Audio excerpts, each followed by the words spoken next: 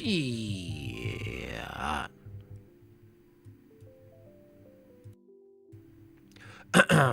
Hey, what's going on, you guys? Happy Monday. Happy?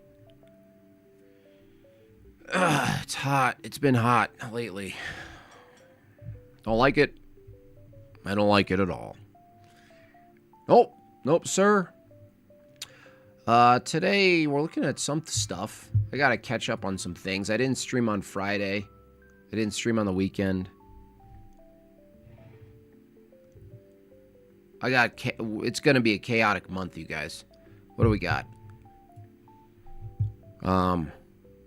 Megan's having shoulder surgery. She's got like a calcified tendonitis or whatever. So that's gonna be interesting.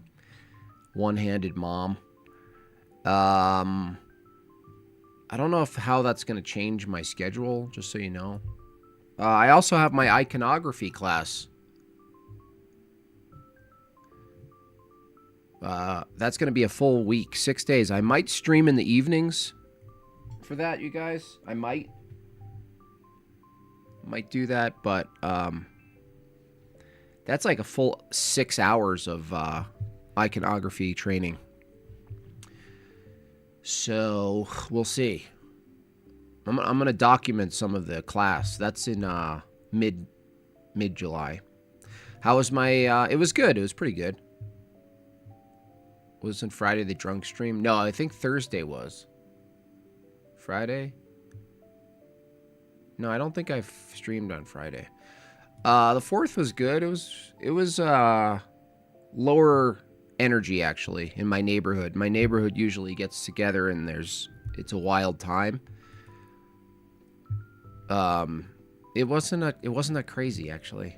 And we have a drought, so there wasn't many illegal fireworks going on because of the fires. So there's that.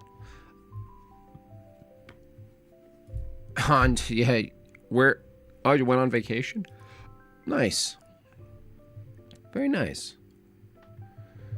All right. A lot of crazy stuff going on, though. You know, I didn't realize we'd have such a ramping up of the Charlie Kirk thing, but I don't know why I wasn't thinking.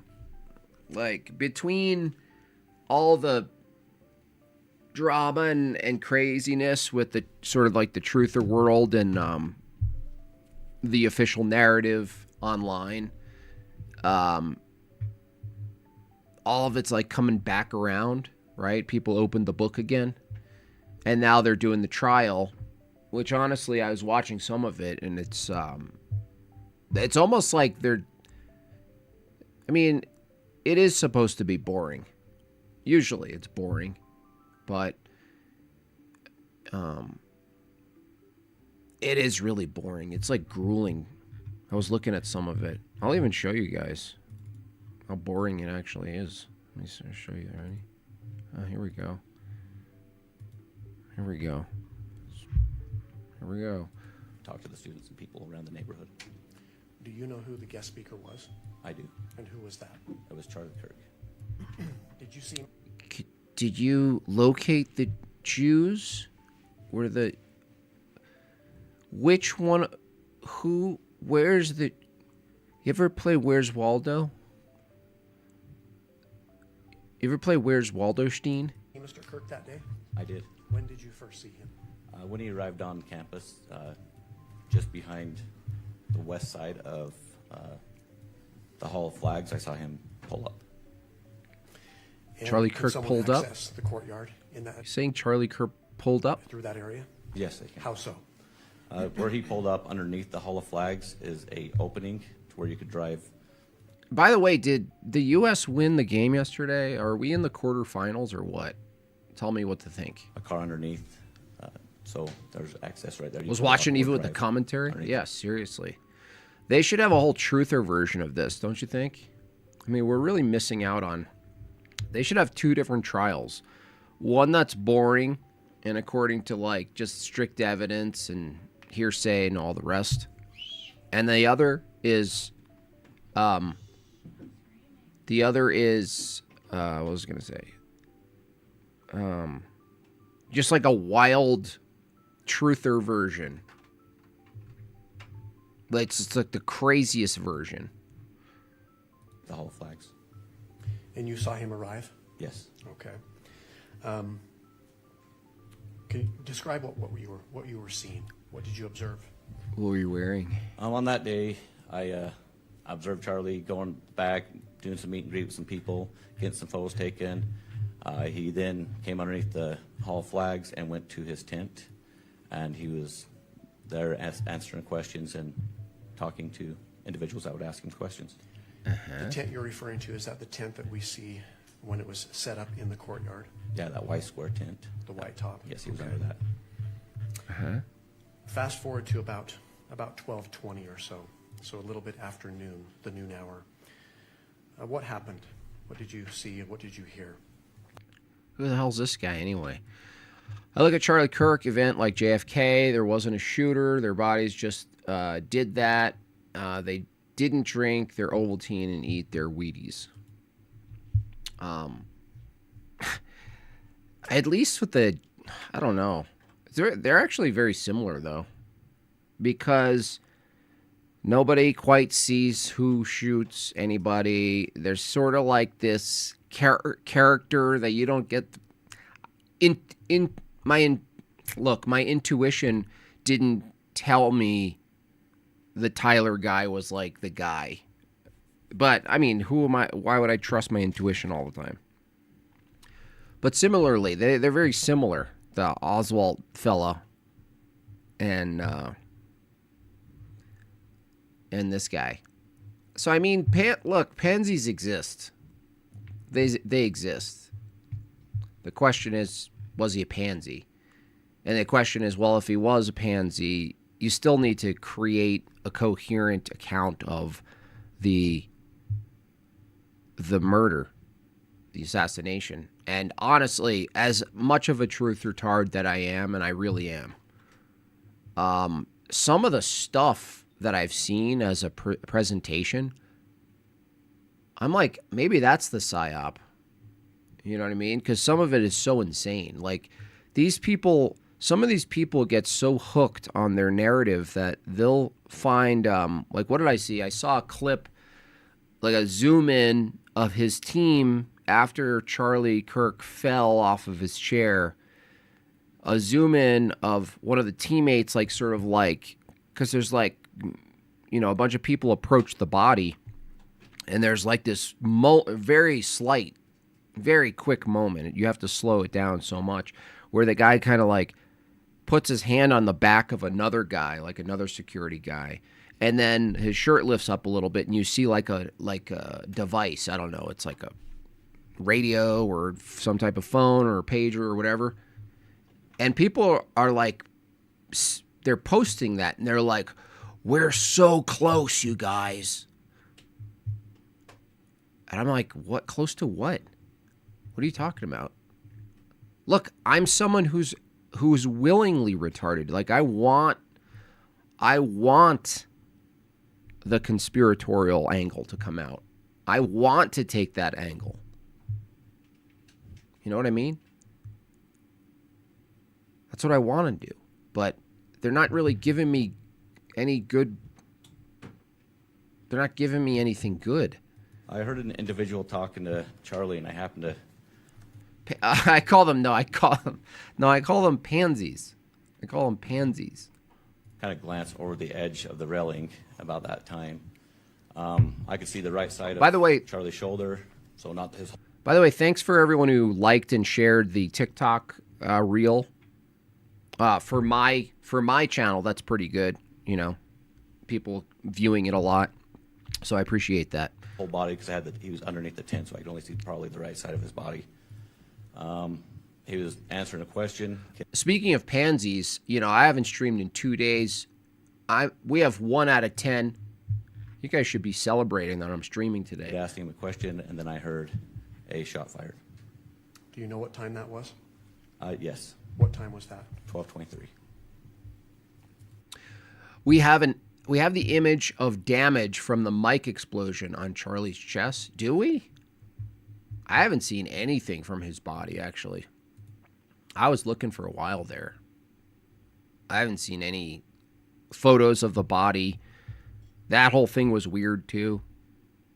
Like, but certainly if there was an explosion in the chest, you know, if there's an explosion that's strong enough to spray something perfectly in his neck, by the way, that's why it doesn't really make sense to me, you guys.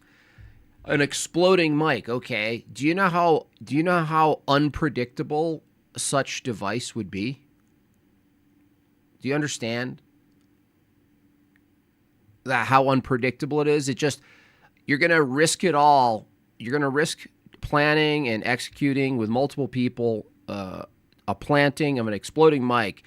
And what you saw, what you saw was the exploding mic, the only thing that killed him was the improbable piece of shrapnel to hit an improbable part of his body to make him bleed out.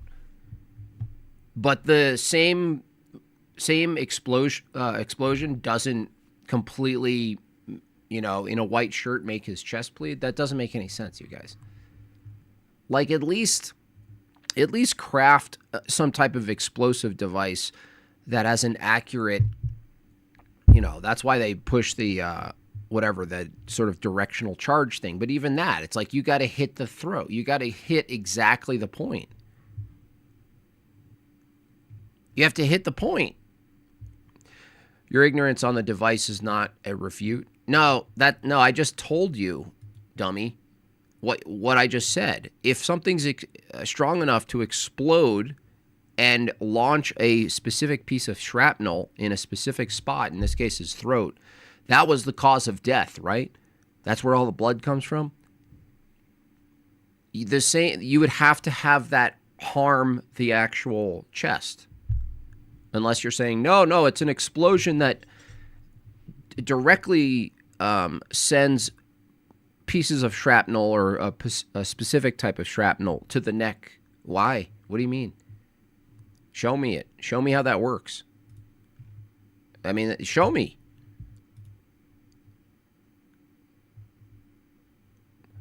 Show me. What did you see? Have you seen the palm pistol theory? No. Oh. Wait, is that the one where the guy in the crowd like does like a gesture with his hand? Or are you talking about the one where the guy's he's like this and he's like yeah, that's how you execute someone. While they're talking, the most accurate way, the most efficient way to take someone out is to shoot a pistol of all things, not aiming under your shoulder like a sharpshooter, like you're wearing boots and spurs, and you're like, you don't even look. You're so good. You don't even look. At that moment, I saw him lean to the left, so When you say him, you see Charlie. So I saw him go to the left. I know. No longer see the right side of his body. So he went further underneath the tent to the north side of the tent, so left. Okay. Can you describe the reaction of others that were there? Don't you think it's sus that they have Louis C.K.? Like, what are the chances Louis C.K. is an expert witness? Yeah, so then everybody started getting up and starting to run in more of a chaos kind of situation. Before you continue, can you describe a little bit? So you mentioned Mr. Kirk was answering questions, talking to individuals. Yes. Were there others present?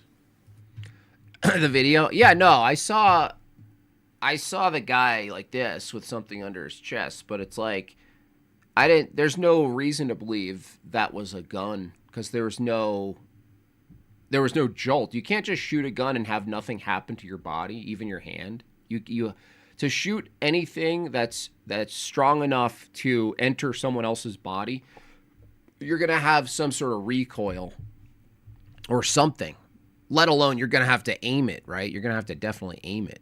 So, and the other thing is this thing, the guy who does this, you know, that's the main counter theory, right? Well, I looked at that and look, you're talking to someone who wanted to believe this stuff, okay? I wanted to. I love the idea of a guy who has a cord in his shirt and he pulls the cord in his shirt and something happens. But the problem is if you slow-mo that, you see that the effect on Charlie's body happens before the guy pulls it. So that doesn't make any sense. Okay? You notice how many bald people there are? Yeah, that's the weird part. Yes. Any idea about approximately how many? How would you describe it in your terms? In my terms, I'd say Tried watching Louis C.K. new special? Yeah, it's just that cynicism, that Jewish cynicism is over. Cool it with the Like anti-Semitic remarks. No one wants to hear it anymore. Okay? Oh, life sucks. Okay, Larry David did that already, and who cares? Seinfeld did, like, stop.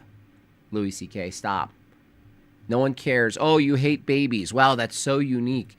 when I was up there looking down, I'd say there's several thousand. The case is solved. Oh, by simply saying it? It's appropriate that your icon is a baby wearing a helmet. People, because you had it on the grass. I was. Tell us, dude. Look, you're talking to a bunch of truth retards, dude. You're in the right channel. Tell us. Tell us how it happened. Tell us how the murder happened. Tell us. Jam-packed in the amphitheater, sitting on the grass. You had people standing on the back, up along the cement. You had people that were on the second level, the Sorensen, and over by the Woodbury building. There's another level there where a lot of people were. That's great.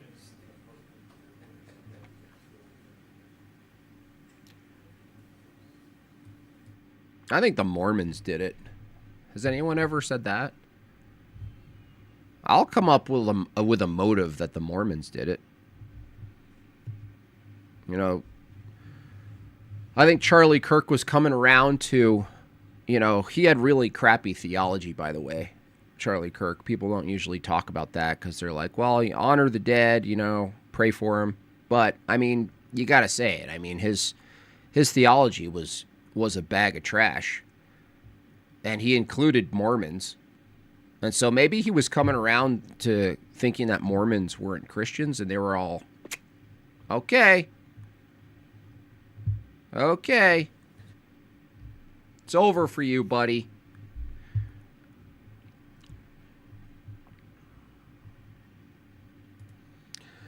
Do I watch Andrew equal for the government narrative? Do I watch Myron against the government? Do I watch the middle? Do I watch full retard?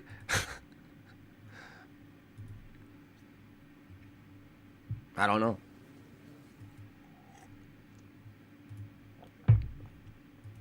Killer's family was Mormon. I think we're missing an angle here. I do. I think we're missing an angle. Nobody ever looks at Mormons. They're all, you know, they're always in their white little shirt, collared shirt, and their tie, and their khakis, and their bicycles. And no one ever thinks about it. They think of everyone else but the Mormons. Probably the Amish. Maybe the Amish. A wooden microphone. With like some sort of butter conductivity. It doesn't even use electricity. It transmits sound through butter cord.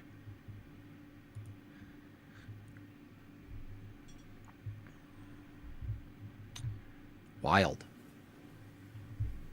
The magic underoos.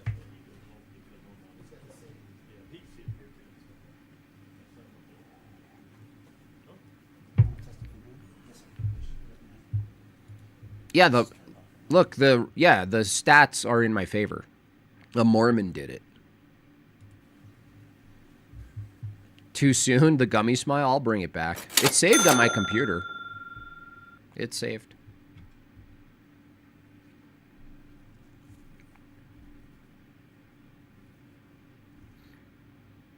Vagine, are you okay? Well, Vagine didn't actually read it. I'm sorry about that. Let me see if you're on. Yeah, I don't know why you're on. I don't know why that didn't read. I'm sorry about that, guys. Oh, maybe you heard that and I didn't. Hold on. No? Huh. All right, well. Oh, by the way, you guys, when I get wild and I do a drunk stream, I usually take the stream down, obviously, for TOS. But please, because Vagine goes through a certain third party, please don't TOS Vagine, okay? It was funny, okay? I'll give it to you, whoever did that. It dropped a hard N and a F. But please don't do that. Thank you. How do I get Vagine working? Vagine? Did you lose your ability to speak? See if it works again. It was the Mormon Space Wives.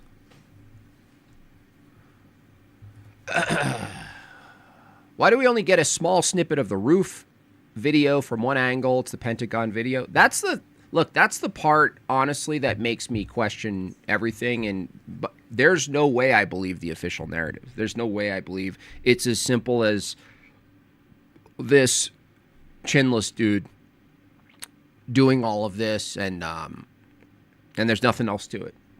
I don't believe that because there really is, just like the Pentagon, like 250 cameras on the Pentagon shut off that day. The only thing we get is a parking lot attendance view of it. You got to be kidding me.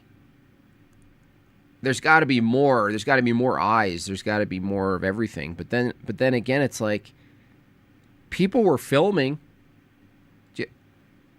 You know what I mean? Like, there's a lot of people holding phones during that moment. And how many thousand people were in that little outdoor space? Where does all that footage go? Do people get scared and don't share it? Do they sell it? Are there government officials that ask for it? Like, that sounds just equally as strange.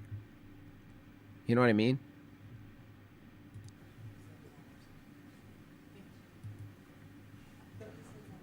What's with the empty holster that made the guy think that was a rifle? Yeah, I don't know.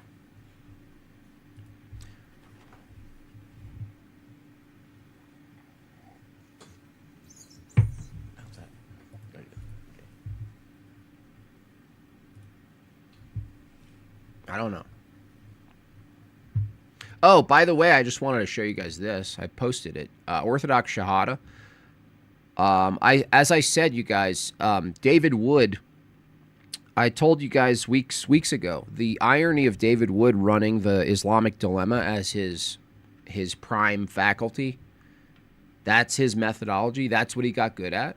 And he did get good at it. I said that if you run the dilemma on Mr. Wood, he's toast. And this guy, Orthodox Shahada, actually made the video. It's only 8 minutes long, so I posted it in my community. We'll review it in a bit. But I was happy to see. I hope more people run this, and so that David can't escape this glaring problem with his position. That the Muslim dilemma, the Islamic dilemma for David Wood, it actually appeals to him. It actually applies to him. You hear that, David?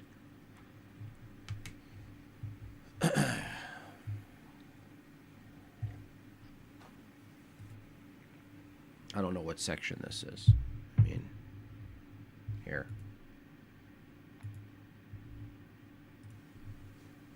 We'll wait till he starts talking. Hello and welcome. I'm Kai. Thank you, Berserk. Orthodox Shahada, an Eastern Orthodox Christian channel. 5 minutes, y'all. 4 out of 10. Not a great start today for having me missed 2 live streams. It's almost like you guys punish me when I don't stream instead of rewarding me when I come back. Oh, thank you so much, Jim Bob. The best stream on YouTube coming back. Oh, here's my dowry. Instead, you're like vindictive. You're like, you didn't stream. This is what you get. Primarily dedicated to apologetics against Islam, but also against heterodox positions within the broader Christian tradition. In this video, I present David Wood with a dilemma that demonstrates the absurdity of his approach in criticizing the Quran. That's right. The dilemma is not limited to just David Wood, however. Rather, it applies to all so-called... He threw the rifle 100 yards off the roof into an FBI. That's hilarious. It's like a truck. quote-unquote apologists who fail to root themselves in the apostolic tradition when evangelizing to Mohammedans. Apologetics is not reducible to merely criticizing Islam in its own right. The aim of Christian apologetics encompasses evangelization, Ortho so being grifter. rooted in the apostolic tradition bears utmost relevance. As an apologist, the aim is not merely that Mohammedans leave Islam. The goal of apologetics against Islam is so that Mohammedans embrace Christianity once they leave Islam, That's right. which entails that they come to the true church, the Orthodox Church. An evangelist needs to direct them to the true church, not to some messianic synagogue or cholo church. Yeah, Cholo The New Church. Testament is clear that as the gospel is preached worldwide, apostolic communities are to be established whose leaders have exclusive and exclusionary dogmatic authority over the community of Christians. This apostolicity is then passed on to succeeding generations. For example, consider St. Paul's epistle to Titus. He writes the following: "For this reason I left you in Crete, that you should set in order the things that are lacking, and appoint elders in every city as I commanded you. For a bishop must be blameless, as a steward of God, holding fast the faithful word as he has been taught, that he may be able, by sound doctrine, both to exhort and convict those who contradict. For there are many insubordinate, both idle talkers and deceivers, whose mouths must be stopped, who subvert whole households, teaching things which they ought not, for the sake of dishonest gain," That's right. i.e. grifting. Grifting. And in Hebrews we have the following: "Obey those who rule over you, and be submissive, for they watch out for your souls, as those who must give account. Let them do so with joy and not with grief, for that would be unprofitable for you." In the book of Acts, we are told the following: "Therefore, take heed to yourselves and to all the flock, with his own blood." What St. Paul is referring to in his epistle to Titus when he writes about things that are lacking is the clerical authority that apostolicity bestows over a community. Furthermore, what St. Paul is referring to when he writes that bishops are stewards of God is the administration of the mysteries like chrismation, confession, the Eucharist, and so on. It's funny. I'm still commenting on the Charlie Kirk thing. Is it better for politics that the official narrative, if that were true, would that be better for politics, for right-leaning politics? Yeah, it would be. It would be better. If that was all true, if everything they said about the official narrative was true, it'd be really good for right-wing. It would be really bad for the progressive world. It would be bad for leftists. It would be like, oh, look, you guys are crazy, and we don't need Tyler Robinson, if that were true, to demonstrate they're nuts. I mean, they think that they think they can fillet their penises and have a vagina. Forget the violence. That's just an added thing that happens, right? At the end, why wouldn't they? I mean, they're crazy. They're already nut jobs.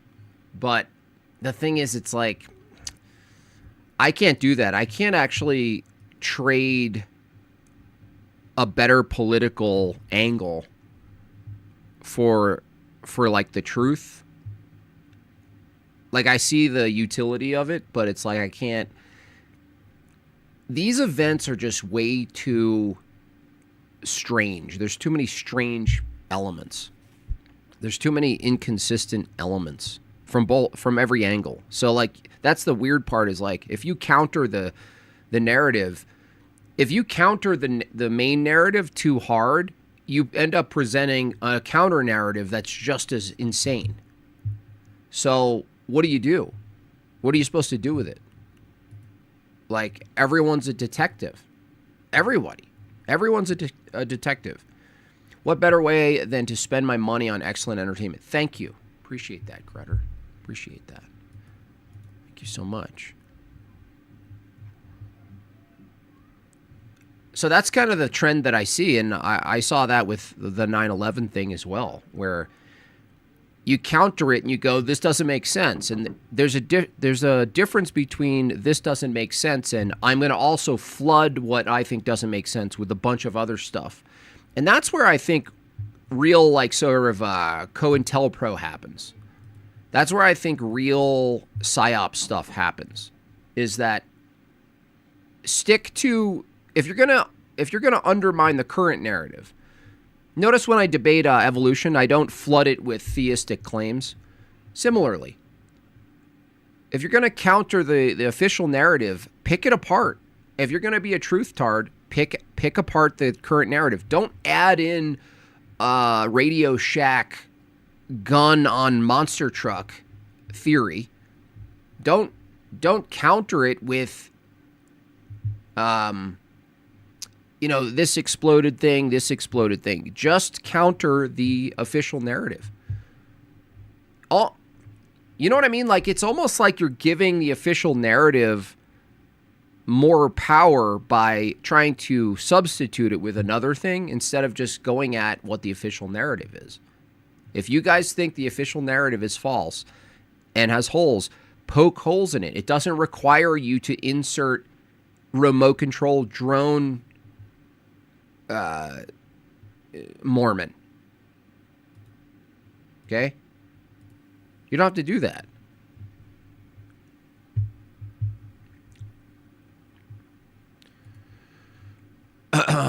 You think Israel, you mean like Israeli agents, you mean like intelligence, developed some sort of relationship with Robinson online and groom him for a couple of months? I go back and forth.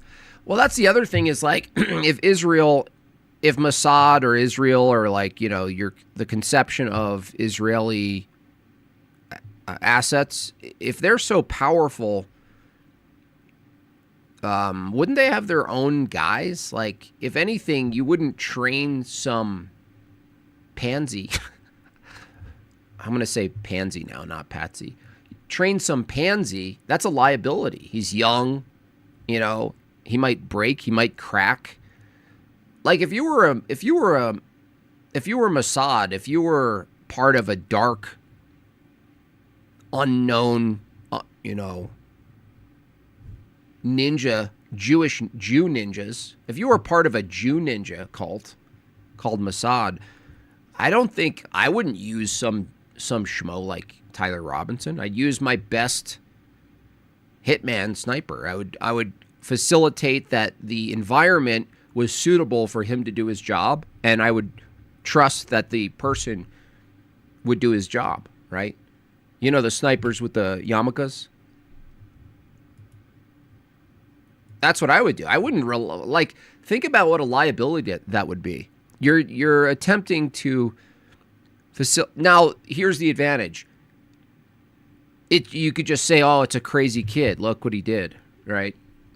Try to coerce him into doing it or whatever.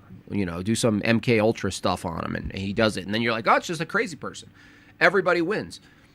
But the thing is, it's like, if you really had that much power and influence, you wouldn't really train him. You would blame him, but you wouldn't train him. You'd blame him. To me, that's a better angle. I love the idea of a sniper with a yarmulke on, though. That's hilarious.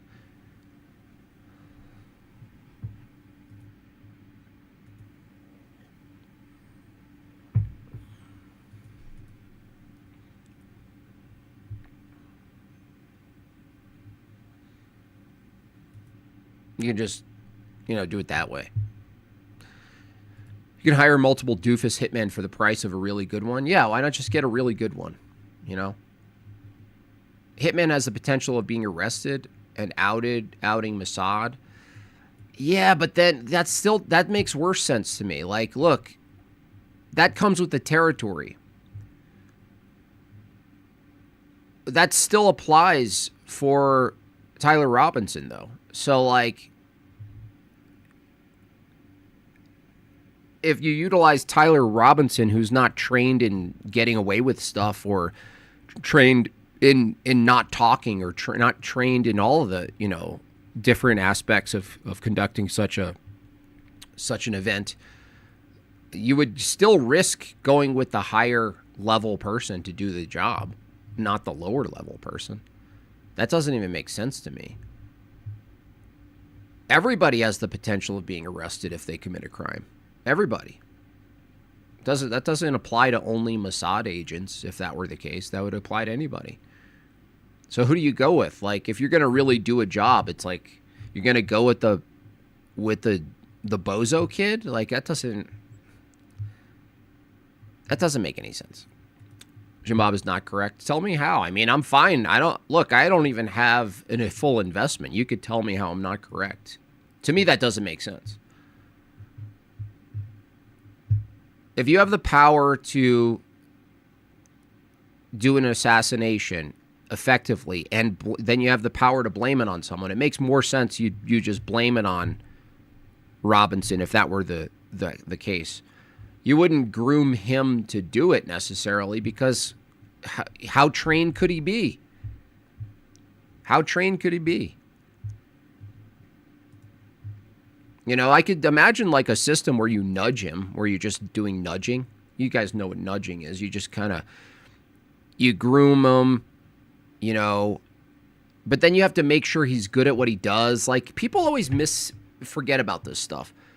You have to trust. Look, if everything hinged on Charlie Kirk's death, if you were Israel and you wanted the narrative pro-Israel to carry forth, and maybe Charlie Kirk was getting in the way or changing his angle on that, and so he was done. They used him for years. Now he's done. Okay, get rid of him. Let's just imagine he's a full-on asset. Let's imagine the fullest extent of the conspiracy. When he's done, it's like, okay, so you're gonna train a kid basically to get up on a roof and effectively do this thing, you know, from whatever angle, and like you trust that he's practicing. It's like, you're gonna trust that this guy's practicing. Look, your entire narrative hinges on the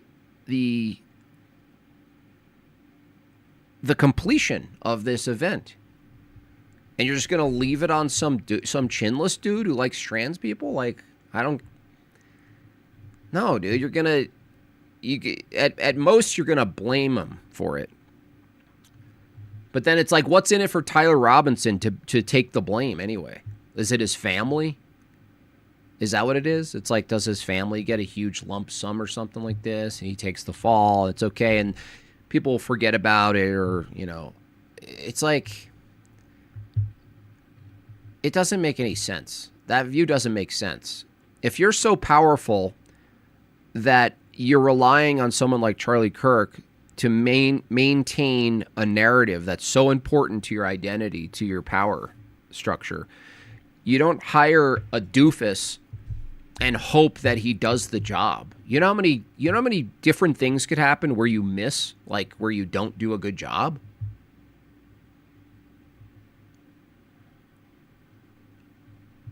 You know?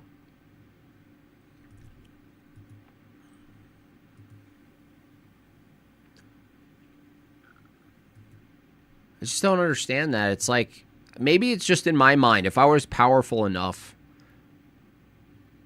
where someone's literal, like someone's position on me, like in this case, Charlie Kirk's changing of his position on Israel. If I was Israel and that was so influential that I had to stop him, if I was that powerful, I would actually stop him in a way that didn't require some Mormon troon-loving guy. You know what I mean? I just wouldn't do that. I would just take care of it. I would just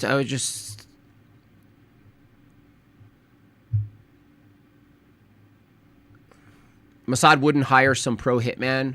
Yeah, but the thing is, like, so the difference is Mossad wouldn't hire a pro hitman. If he got caught, they'd burn, but they'd hire a not pro hitman.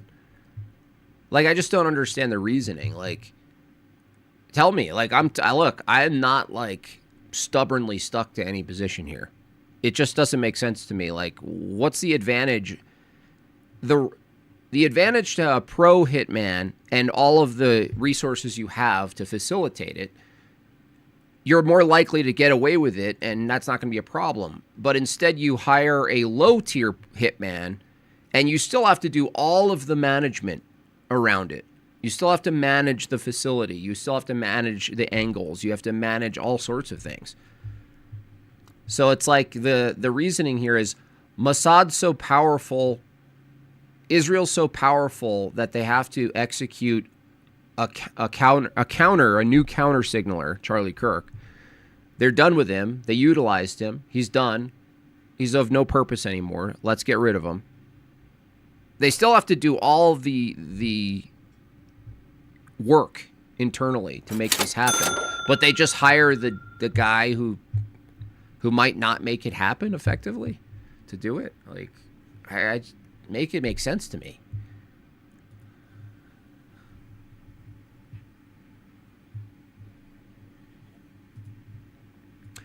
Has Jim Bob addressed John Bray's explanation of the exploding mic? No, I can check it out. I did mention exploding mic, and I was thinking, well, if a microphone is an explosive device and it's designed to kill, right, then this stance, insofar as its accuracy, that it's even a crazier idea to off somebody. Because, like, an explosion isn't really, insofar as projectiles coming from it, isn't really predictable. So, like, think of a grenade. It's like you can't really predict part of the shrapnel is going to hit the right part of the body. You just have to hope. And if that, in a lot of cases, at least with a grenade, is like, you know, it does the job. It's the explosion itself. Does the job. But in this case, the explosion wouldn't have done the job. It's a piece of shrapnel from the explosion that did the job. It wasn't like an exploding chest. That's not what happened. So they relied on an explosive mic to direct a very specific shard to a very specific place. And if it had not hit his throat, what would happen? Like, what are we talking about here? Like, imagine there's no hole in Charlie Kirk's neck, but there's just the explosion. It just didn't send the right particle to the right part of his throat. What's the aftermath of that? He's like, what the hell was that? Like, does that make any sense? Like, you're gonna have to make more sense of it. Shape charge, yeah, that makes more sense. I looked into that. That's at least makes more sense because it's targeted. But just like an exploding mic, I mean, what?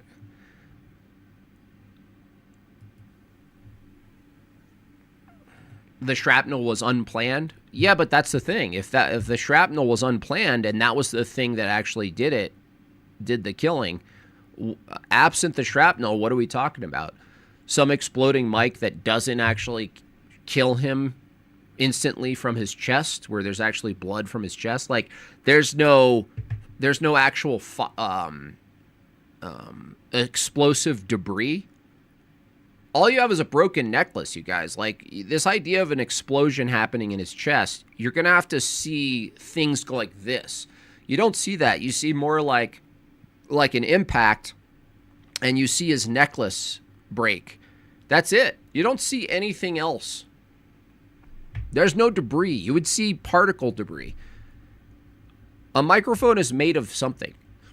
Now you could say, well, no, the shirt captured it all. I guess that's possible. But if a shard from the microphone hit his neck, then other shards would come out. You'd at least see something come out from his shirt, like debris. You'd see debris, reflective. You'd see light reflect off of debris. Now that's what's wild is, like, you'll see all of these people doing slow-mo videos and stopping a frame and seeing a little, maybe what they thought it was a bullet, right? They'll freeze frame it. Look, see that? Of course, that could be a bee. That could be this. There's so many things it could be, given that light reflects on it for one angle and then it's gone. But there's nothing like that in this area at all. There's nothing reflective of it. There's nothing showing when you look at an explosion. Look, you could look up shape charges. You can look up exploding things. The definition of an explosion would include the effect of what's exploding into pieces, and there's no pieces. You don't see any pieces. You see something. To me, what I see is still not consistent with like a clean, straight up gunshot either. I honestly, when I reviewed kept reviewing it, I freaking still don't make any sense of it. The shape charge brutalized his thoracic cavity. Yeah, but are you saying there's a charge that is pointed in a direction and it has to be directed at his throat or it doesn't work? Is that what you're saying? Yeah, I'm saying those things are possible. Now, that would require replicating it at that angle. That I'd be fine examining that. But that's the thing. It's like it has to hit perfectly. It has to hit perfectly. Like whatever happened to Charlie Kirk basically killed him fairly instantly with all of that like loss of blood. Like obviously just the impact of whatever thing would stun him. Perhaps with enough force would shake his brain even. But the fact that his neck poured so much blood in such a quick amount of time, like you're really just talking about like, okay, well, aren't we really talking about what could do that? I still don't think a 30-06, at least inductively, everything I've seen from a 30-06 that does damage to a flesh or to metal or to anything else does not. It's the entry hole. In some cases, could be small for like a big mass, like a pig or something. But like certainly, I don't hold that a 30-06, even from 200 yards, could just not escape the neck. It just doesn't. I don't buy that. I think there's exit wounds for 30-06s. There's an exit wound. That's what I think. Some of these Kirk conspiracy theories remind me of the character from Tropic of Thunder. That's funny. Yeah.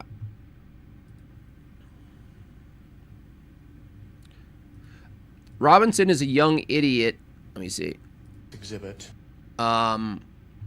Manipulated to do a deed without him even knowing what it was for. I believe that's possible. You could manipulate people to do things and they don't even know what it's for. He was manipulated by the first place. Hiring a hitman is obvious. I mean, isn't that the same thing, though? You're just getting an idiot hitman. So, I don't really change bingo. I understand what you're saying, and I agree. You can manipulate crazy people and give them drugs, and there's all sorts of testing with, like, give people psychotropic drugs and, train them to think certain things and, make them go crazy, basically. But you're dealing with a crazy person who's unpredictable at that point. So it's like that's the part that doesn't make sense. Yes, I agree. You could manipulate crazy people to do crazy things, and they don't even know why they're doing it. But those are unpredictable people. That's the downside of it. Yes, you get a pansy, as I say. You get a pansy, but you also are dealing with someone who's unpredictable, who's not reliable. You can't reliably rest on the crazy person you're manipulating. That's the disadvantage. Yes, the advantage is you train a crazy dog to do crazy things. But the disadvantage is that's not professional.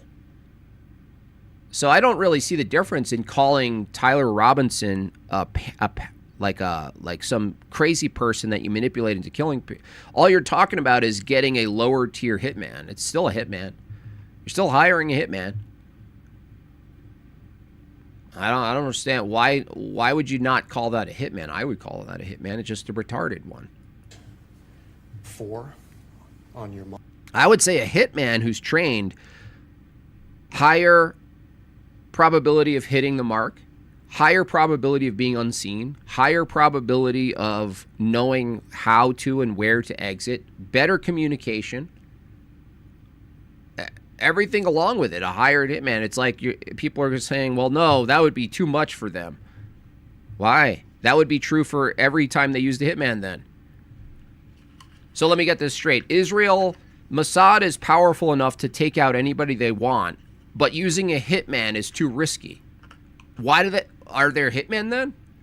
Okay, do they ever use a hitman? Because if they ever use a hitman, we could just argue, well, no, they shouldn't because it's too risky. Okay, what's a hitman? Real hitmen don't get caught. Real hitmen get trained to get away with things. Real hitmen, they're just better at everything, right? They do it for a living. So that reasoning doesn't make sense, because you'd have to apply that reasoning every time they use a hitman. You'd say, no, hold on. We do have a hitman on retainer who's literally trained to do all of this, to get away with it, to go unseen. But it's just too risky. Okay, when is it not risky then? That would be true of every time they use a hitman. So they just don't use hitman? Is that what it is? Hitmen are archaic now. They're outdated. We don't use them anymore. Monitor. Patsies get caught. Well, yeah, I mean, that's the argument you'd have to make, is like, you're designed to get caught. But then it's like, okay, then you're relying on someone who's unstable, untrained, to hit the shot, to do the thing. You're relying on them to make this happen. How important is it that it happens? You know, maybe it wasn't that important. Maybe it was just like, if we get the Charlie Kirk thing, cool. If not, we tried. You're there.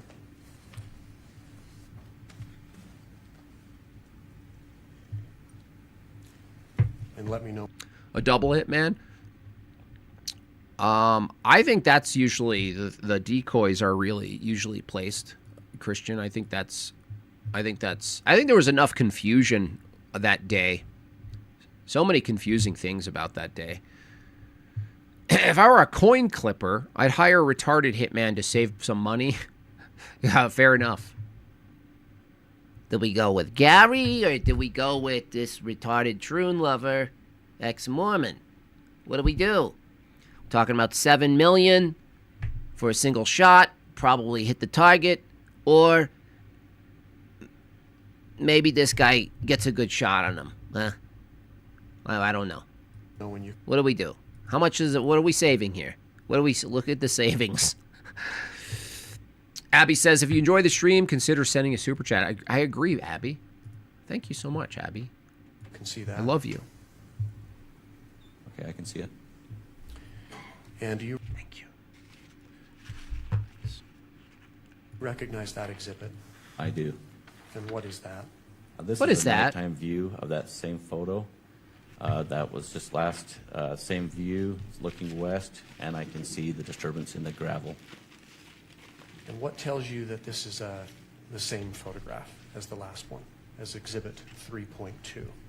You can see the hall flags. That's direct, almost the top of the photo. In the middle, you got the hall flags. You can see the tent in the grass area, the direct line of sight with the Sorensen building, and I'm on top of the gravel of the Losi building, southwest side.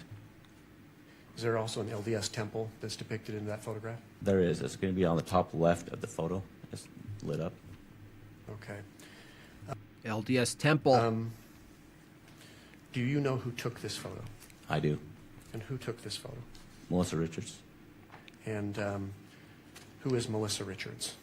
She's the lead senior forensic for the state of Utah Okay. examiner.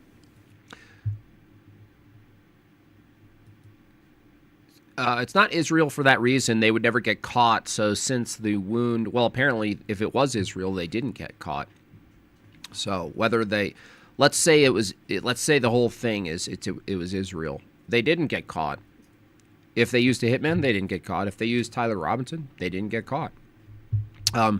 Since the wound was not a 30-06, the answer is something like a mic. It's not the Jews. Well, it's always the Jews. I mean, Jeremy, it's always the Jews.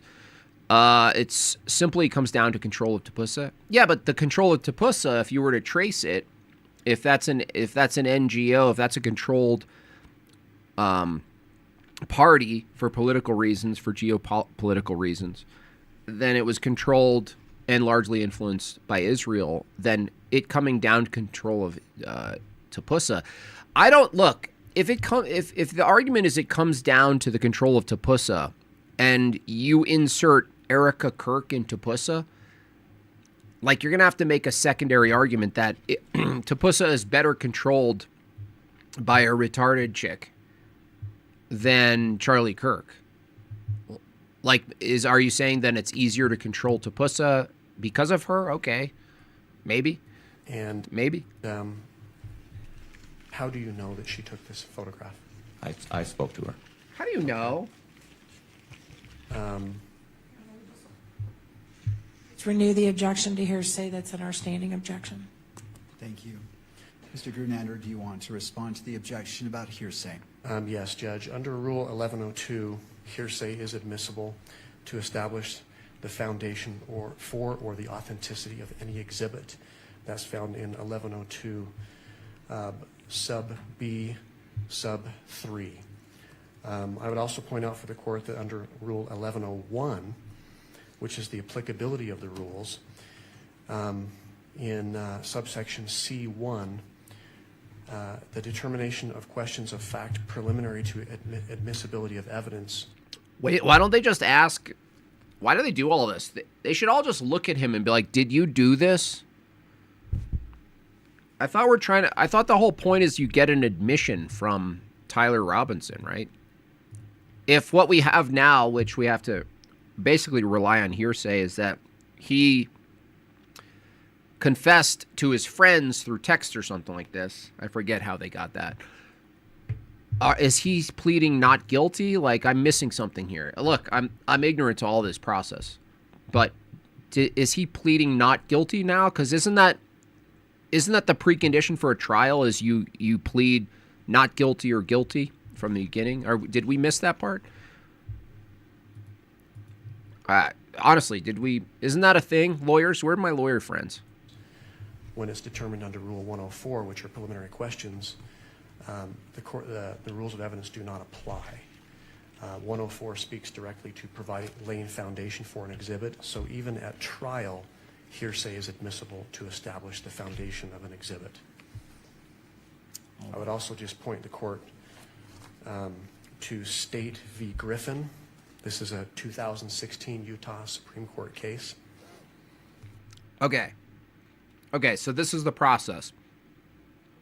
There's a hearing to prove to the judge that the prosecutor has enough evidence, and then they determine, are they going to plead not guilty? Okay, thank you.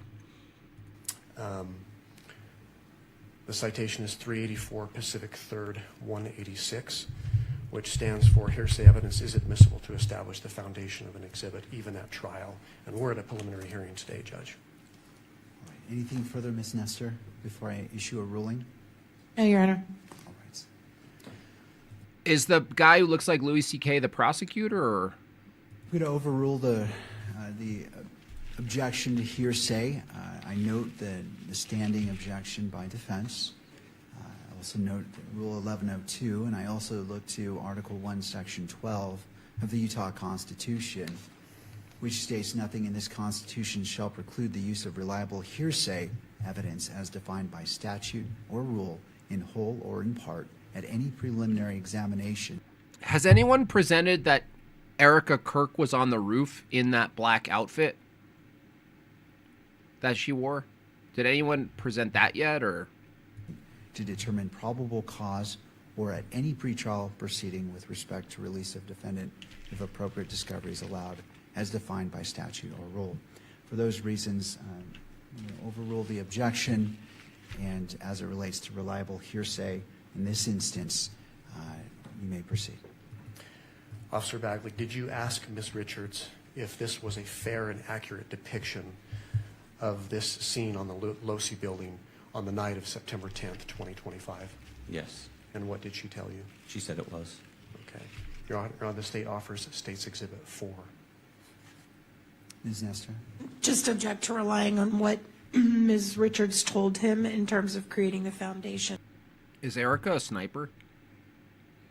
and then refer back to our standing objection. The state will submit it. All right. Well, as I look at State's Exhibit 4, and again, I'm just looking at it before me. Oh no, I've definitely looked this up, Jeremy. This is I'm on your side on this one. When you look at, now you have to, in order to argue otherwise, you'd have to say there's a unique physics phenomenon where The 30-06 doesn't do that to flesh or to what do you call them, like ballistics dummies, femur bones. It rips it up. Like, it's not like this little mini hole.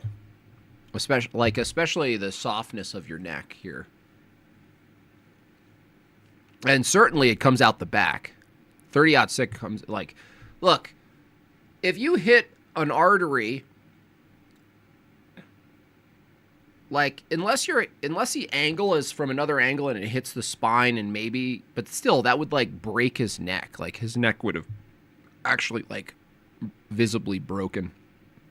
But without hitting the neck, the bones, it looks like you'd have to argue the shot was direct, face forward, and hit his neck or something like this.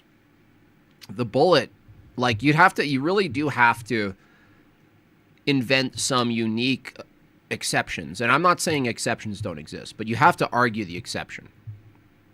You have to. That's fair to say. I argue the exception to the rule of what happens when a 30-06 goes through soft flesh. It usually comes out the back, almost every time. It said it was a fair and accurate representation. Based on the bones. There's a notation. I mean, in previous exhibits, there's a marker, exhibit marker, and I see two. But it also appears to be other artifacts on this image that I haven't heard any testimony about, and so I will follow up, Judge.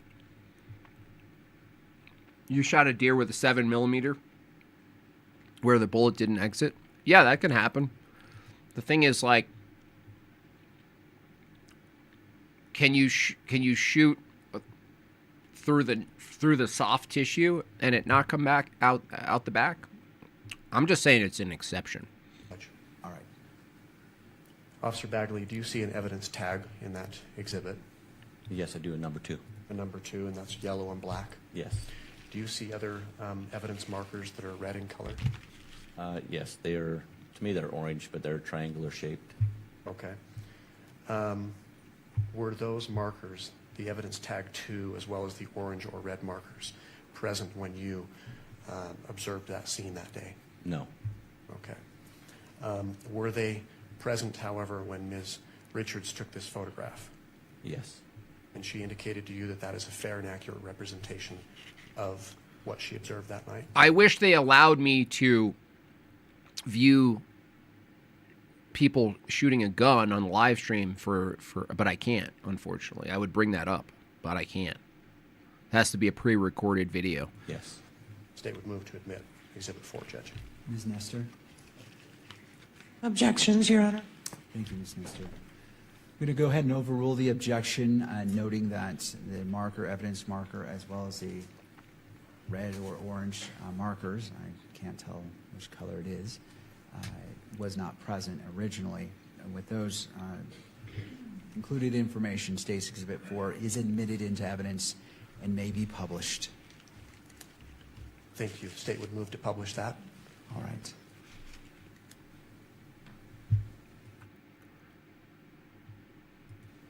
And I would ask for the witness to come down to. I know. I was asking the same thing. I was like, what was that? I guess that his defense are 2 chicks. I think they're a lesbian couple. Explain the exhibit. All right, officer, if you'd like to step down, use the microphone, and as previously noted, describe, when you're describing something on the image, where it is located on the image for the benefit of our recording. So, officer, will you describe for the court what it is that you're looking at?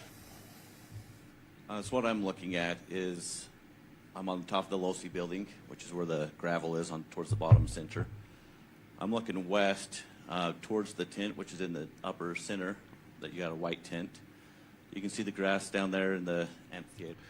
I'm not surprised they haven't released the mic's audio and the camera recording right next to his head. Oh, you mean the front angle or the back? There. You got the Hall of Flags. That's more. Oh, will they show a gun here, Jeremy? I don't know. This is live, so I don't know. It has to be someone holding a gun, though. Not just a gun, but we'll see. I'm pretty good at stopping the stream immediately, though. Towards the top center, and behind that you've got I-15. But what I'm looking at is in the disturbance of the gravels what I saw that day. Okay. The disturbance in the And gravel. what can you describe for the record that disturbance? There was a Me, disturbance. When I got up there and I could see this disturbance in the gravel, to me it looks like a sniper pad, a person that has been laying in a prone position, and you've got markings of elbows, knees, and feet to where somebody was in the line of sight of where Charlie's tent was. Thank you. And if we could, again, take the... I think it has to do with the angle. If the bullet impacted at a downward angle into the vertebrae, then I think the bone can displace enough. Yeah, but that, look, if this is the spot you get hit, what angle are you actually going to try to make that case for? You know what I mean? Like, what angle are you going to... What... You gotta figure out the angle if you're going to argue that. Because if this is the hole, you'd have to say that for this to be the hole, then you have to actually have this angle for it to hit the spine, not this angle. It looks like this is the angle, whatever is entering his head, whatever it is. It looks like this, it's fairly straight on. So you have a bit of gymnastics to do, I think, one shot with that position. Is that, yes, that could be true, but now you have to establish a new angle that makes sense of the entry hole and still hits the spine. How do you do that from the observation? I don't think you can do that from the observation. So if we could publish State's Exhibit number 2.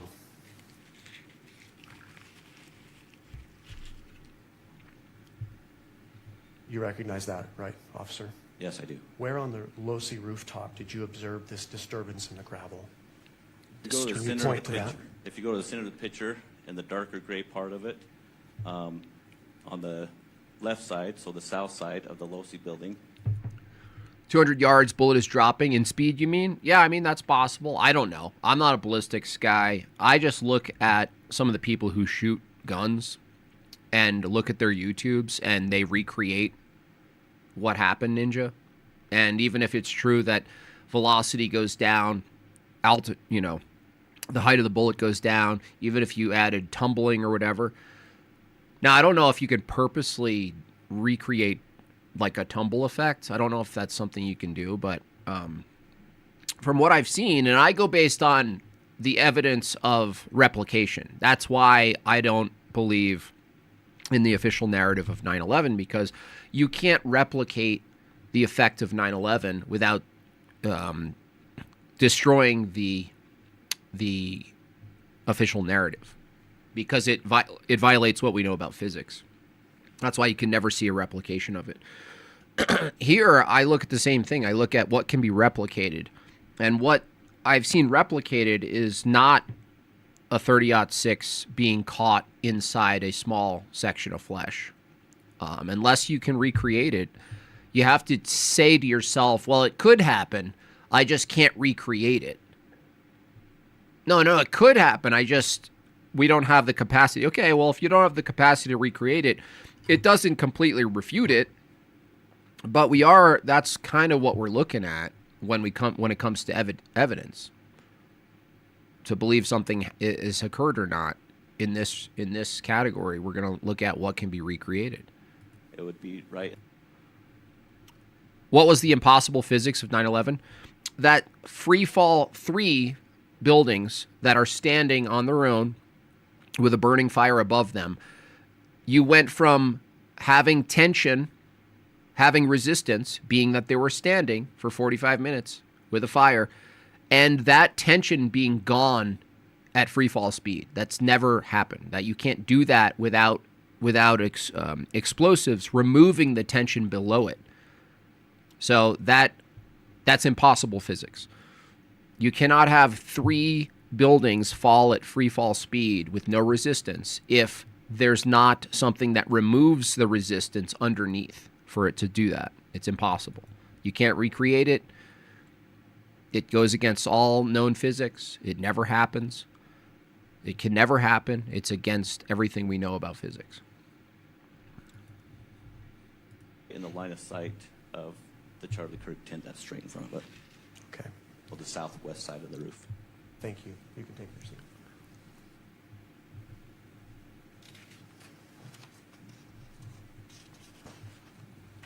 Yeah, 3. Totally insane. And finally, I'm going to direct the witness's attention to State's Exhibit number 5 on the monitor. Please don't be a gun. Please don't be a... Oh, they don't even show it, actually. They don't even show the monitor. Kind of a rip-off, if you ask me. Let me know when that's there. It is. It is Yes. there. Do you recognize that exhibit? I do. Yes, that is Tyler Robinson's trans boyfriend. Yes, that is his penis. That is it. And what is that? This is going to be a picture. What of is the that? Side profile of that last photo we looked at with some red or orange markers and a number 2 with also a tape that's there. You don't have a firm position? I mean, I think Israel is in on it. I can't argue it. I can't defend it. I can't debate somebody on it. I can't prove it. I can't give you a slew of, sufficient reasons. But I just feel comfortable saying it. On top of the Losi building. What was that tape that you said? There's a measuring tape, it looks like. Okay. Are you able to tell which direction the photographer was facing? Yes, And what direction is that? it's facing south. This is a nighttime photograph, correct? Is that a nighttime photograph of Tyler Robinson's trans boyfriend's wiener? Is that? Can you tell me what's written on the wiener? Yes, Do you know who took this picture? I do. And who took the picture? It was Melissa Richards. The same individual that you spoke about before? Yes. Did you ask her whether this is a fair and accurate depiction of what she observed? Yes. Yes. Yes. Yeah. I don't think anything adds up. I honestly take a spiritual approach to all this, and I know it sounds like a cop-out, but I don't actually think it is. I think when you get evil actions that happen that tilt the perspective and the perception of reality, I think we're dealing with a spiritual element here, not a purely empirical element. That there's something about demonic activity that actually makes reality foggy, like an unclean pool, where you can't see the bottom, where it's just like it creates chaos and unclarity, and that is actually the nature of these events. That they're fundamentally not even just designed to be confusing, which many of them could be, that their very nature is confusion. It's not just like this causal thing where humans add to the confusion, which happens, or create the confusion. I think they are fundamentally unexplainable. That there's an element that's always going to be unexplainable. Not because of the lack of information either. I'm not saying that. I'm saying that they can't actually be exhaustively be explained. Sergeant Four-Leaf Tayback was when it happened. He knows what happened. What did she say? She said it was. With respect to what you observed that day, apart from the evidence tag, the yellow tag, as well as the orange or red markers, is this a fair and accurate depiction of what you observed? Yes. What's different about what you observed as far as what's on the photograph, the previous exhibit, compared to this? You can see more of the length of an individual. So you can see that there's 2 elbows, 2 knee areas, plus also towards the far right of the photo is also a marker where like somebody laid a gun down. It's like a prone position. Your Honor, pursuant to Rule 1102, as well as other authority that's been cited today, the state offers State's Exhibit 5 into evidence. Your Honor, we renew all the same objections we made to Exhibit 4. Thank you. Thank you. Are you a man or a woman? We just have it on record. Tyler Robinson's defense. Are you a man or a woman? Given the foundation that has been laid and that the witness has testified that this is a fair and accurate representation of the scene, noting the tape as well as the markers in that, State's Exhibit 5 is admitted into evidence and may be published. State moves to publish Exhibit 5, Judge. All right.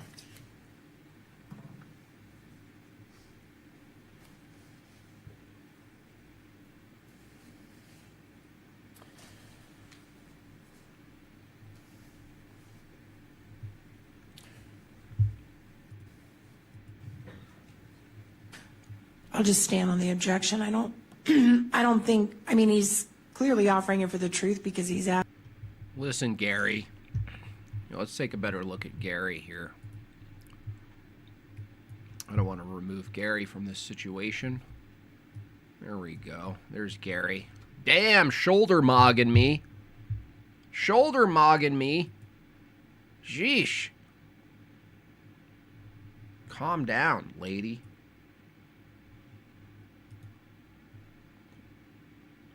What, am I getting flagged? Am I getting flagged? You stopping me from viewing this? You serious? The life of a streamer. Man, they make it hard out here for The me. individual, and it's based on what other people told him. So if he wants to Can you give me a piggyback ride around the courtroom real quick? circle back to it after he's put the video in, I mean, we could do that. But right now, I still think it's inappropriate hearsay, Your Honor. All right. That's right. Do you have a saddle, ma'am? Anything further, Mr. Hernandez? I'll submit it to the court. All right, so as the magistrate, as this is not to a jury, it's to myself as a magistrate, I am not accepting that statement for the truth of the matter asserted, simply for what has been stated. So I'm specifically making that finding as I'm receiving this evidence, and I'm not accepting it for the truth of the matter asserted, only as represented by Mr. Grunander. And with that, the objection is overruled. Mr. Grunander, you may proceed. Thank you, Judge. So you mentioned you were provided with information that an individual was running north on the Losi rooftop, correct? Yes. What else was described to you? At that moment, I knew I had responding units coming into the scene. I advised other officers that I needed the Losi building secured, searched, because I didn't know exactly what way, that other than he ran north. That moment, I went down to the police department, which is just down the stairwell, and looked at the video myself. And Where is the police department located? it's in the Where is Gunther it? Trade Building, just directly to the south of the Losi building. Okay. So where I described those outside stairs, the building to the left of that or south would be the Gunther Trade Building. Okay. On what level is the police department? It's level 3. Level 3. Is this how they get everybody to just admit to things that they didn't do? Is just make the process so grueling and granular that everyone just gives up? Okay. Upon arriving at the police They're like, listen, I know our position is you didn't do this, and I know you're facing jail time, but if you do actually plead guilty, this hell ends. You just get a different hell. department, what did you do next then? I then look at the footage to verify for myself exactly what expired on that moment, where I could see an individual run to the edge, get up, and then run off, and then drop off the northeast side of the building, of the Losi building. Okay. Having viewed that, what did you do next?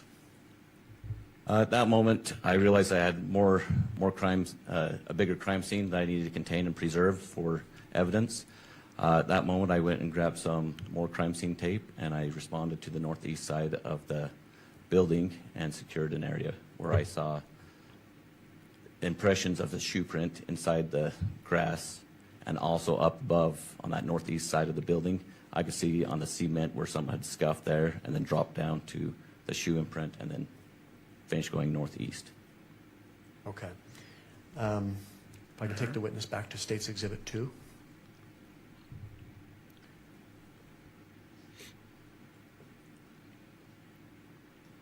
Are we going to get a sovereign citizen? You mentioned seeing an individual drop down. Speaking of sovereign citizens, Jortlandia, you guys are pretending to be sovereign citizens right now. 11 minutes left, 8 more for the goal. Could you come down and point that? What are you out to the guys? court? Who are you people? Look, you can pay to make it end. You can pay to make it end.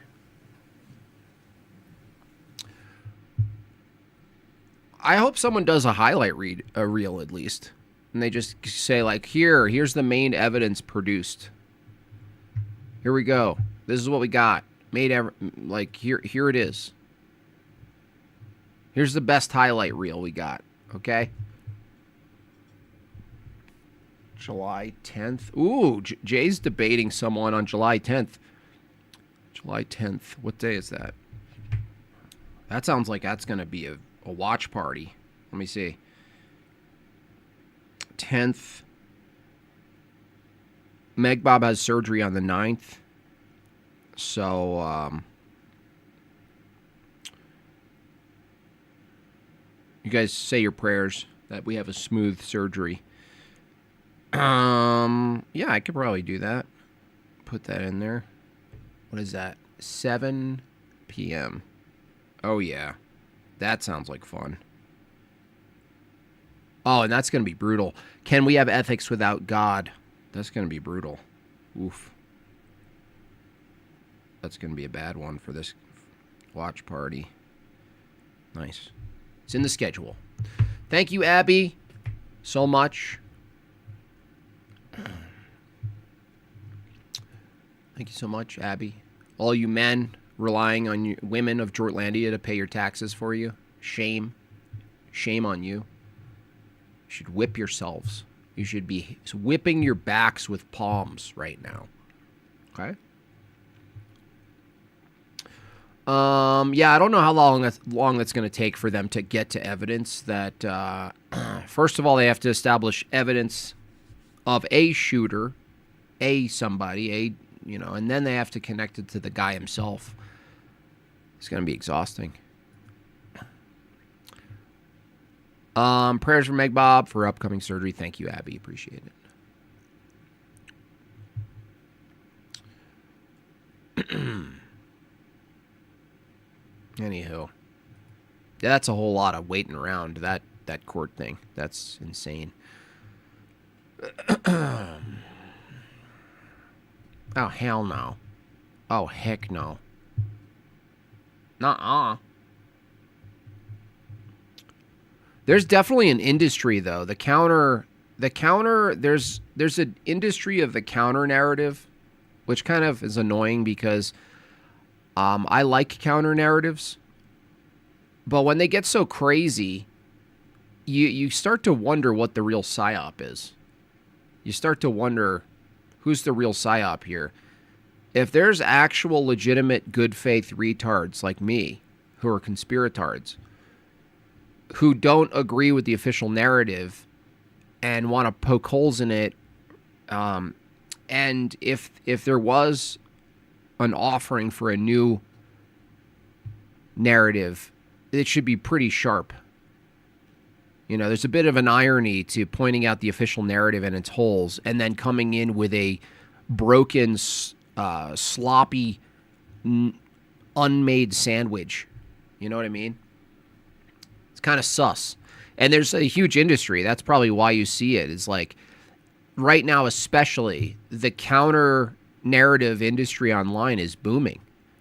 I can't even scroll YouTube without, a video, 60,000, 100,000 views, 200,000 views. That's all basically sort of derivative of Candace Owens, who's also definitely making a killing on all this. I know how much you really love microtone music. Oh, gosh. You should check out Angine and Poitrine. Poitrine? It's like pick an ethnicity. It's like Primus, but not Hilby. I'll check it out. I won't remember the names, but French something. I'll check it out. Anyway, I'm seeing more and more. There's like massive channels now out of nowhere. And their whole thing is like this like elevated counter narrative, but positive presentation of conspiracies. And they're just running with it, man. They are just running with it, and they don't have much. Some of these characters. Well, I'll show you one right here. Realistic. Well, TPUSA.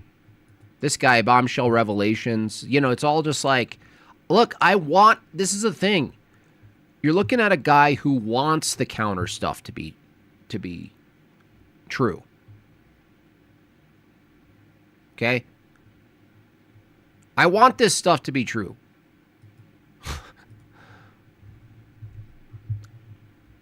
I always want a reason to counter the main narrative, right?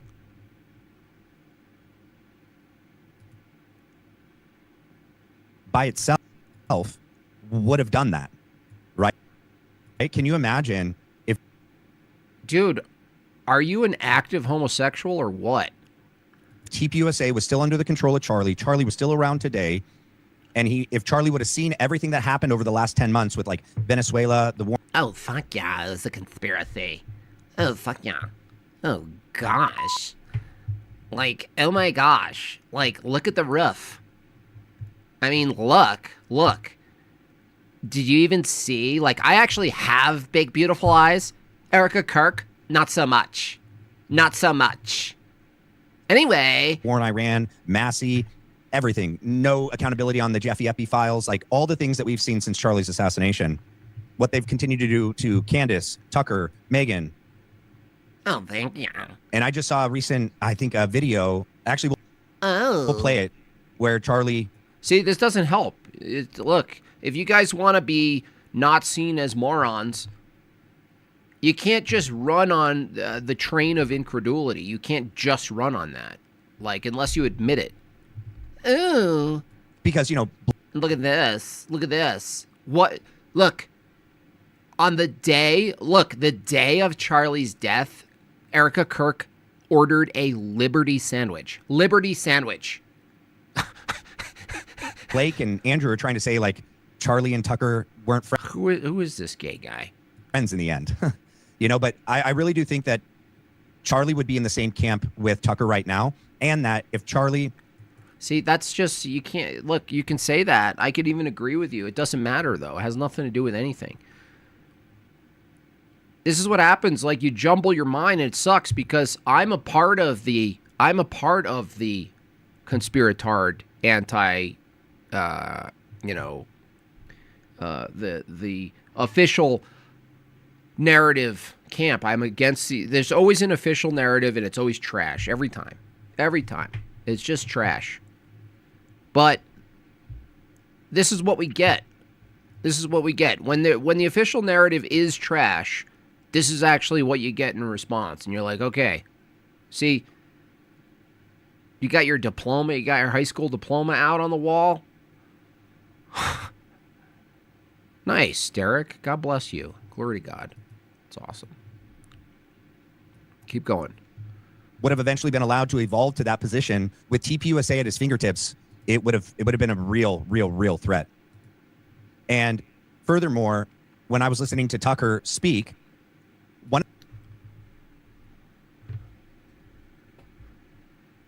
it always bothers me when people look up to the sky when they talk. I don't know what it is. It sows distrust. To me, it just speaks like I'm pulling this out of my ass, literally. One of the reasons why the neocons had to infiltrate MAGA and America First is because there's no real heir apparent. At least not before this president. See, this is the thing. a lot of people right now attacking specifically people maybe leaning into the official or at least arguing against the non-official. But if you really listen to what's being said, you realize, like, well, you guys really don't have anything. And there's definitely people looking for something to run with that's counter the narrative. But no, these people don't deliver. That's the reality of it. Presidency with J.D. Vance. Erica looks up. Yeah, I don't trust her.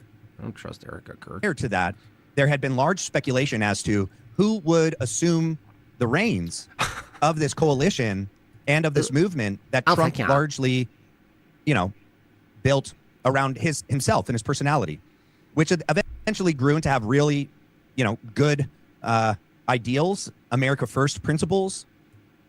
Wait a second. Did he just say Tapusa is built around Trump's ideal? I don't think so. I think that's incorrect. I think Tapusa was basically crafted to basically infiltrate college campuses to not just push right-wing agendas, by the way, classical liberal agendas, which Trump's pretty liberal, actually. But certainly its identity existed and sort of flourished around the same time. So I'd grant him that. But I would say it's outside of Trump's identity. No. Tapusa's job is beyond is paralleling an identity in Trump. They work together. It works together, but no, there's a lot more going on there, I think. But if yeah. I hate it when this happens, man. I hate it when I'm getting a thought out there and then I lose it. Oh my gosh, I totally lost it. Could it be the AIDS? It's because you don't know what you're talking about. They had to make.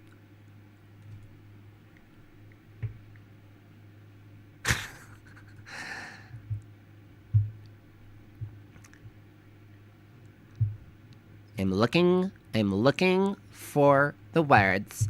The words are up in the ceiling. That's what I think.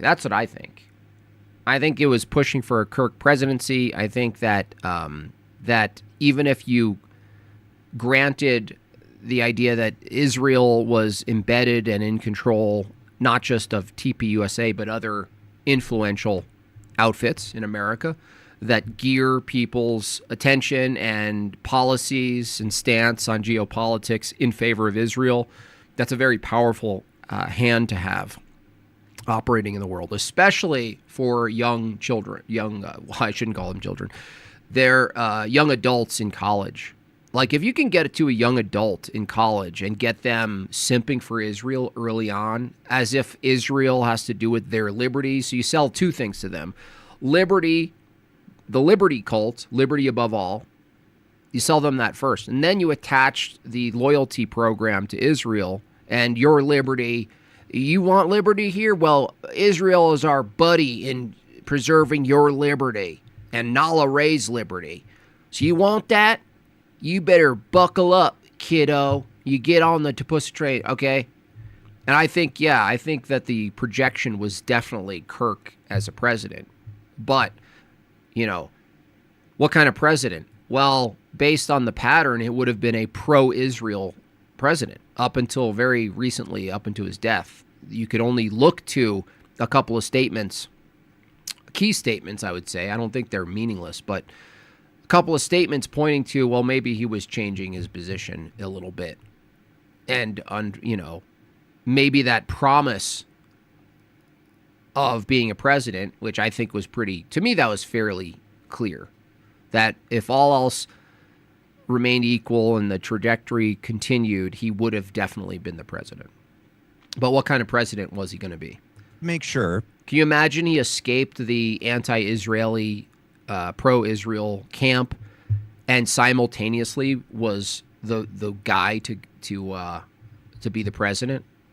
Like, what a wasted investment for Israel if that was the case. Because, think about this. If Charlie was still around today and 2028 comes along and no one else Who would have been, like, if Charlie's around in Like, who would have been the fucking president anyway? Tootsies. 2028? I know he said that he would always support J.D. Vance, but would he still be supporting J.D. Vance over the last 10 months after what we've seen the last 10 months? Oh my gosh, let's play Guess Who. You ever play? I don't know. I don't think so. Oh, like, yeah. I know Tucker. Dude, if this guy's eyeballs are literally escaping his brain. Sure. If I ever start talking like that, you guys, please troll me. Just make it so brutal that I stop. Said he's very fond of J.D. Vance and his friends.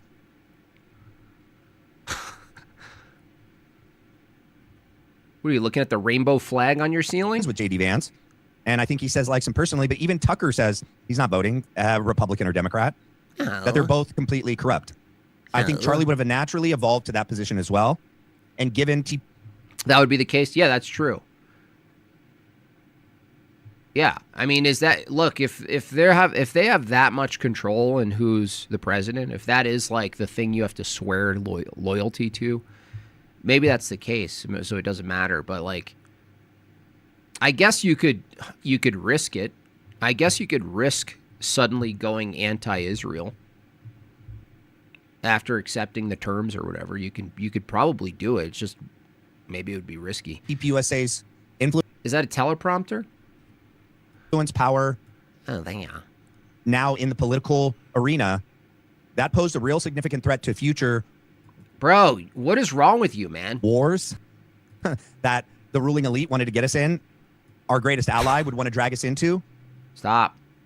A movement like TPUSA at the hands of someone like Charlie and Tucker, who had real political, like, know-how. And even though I know he mentioned that he probably never really wanted to run, I have heard other videos.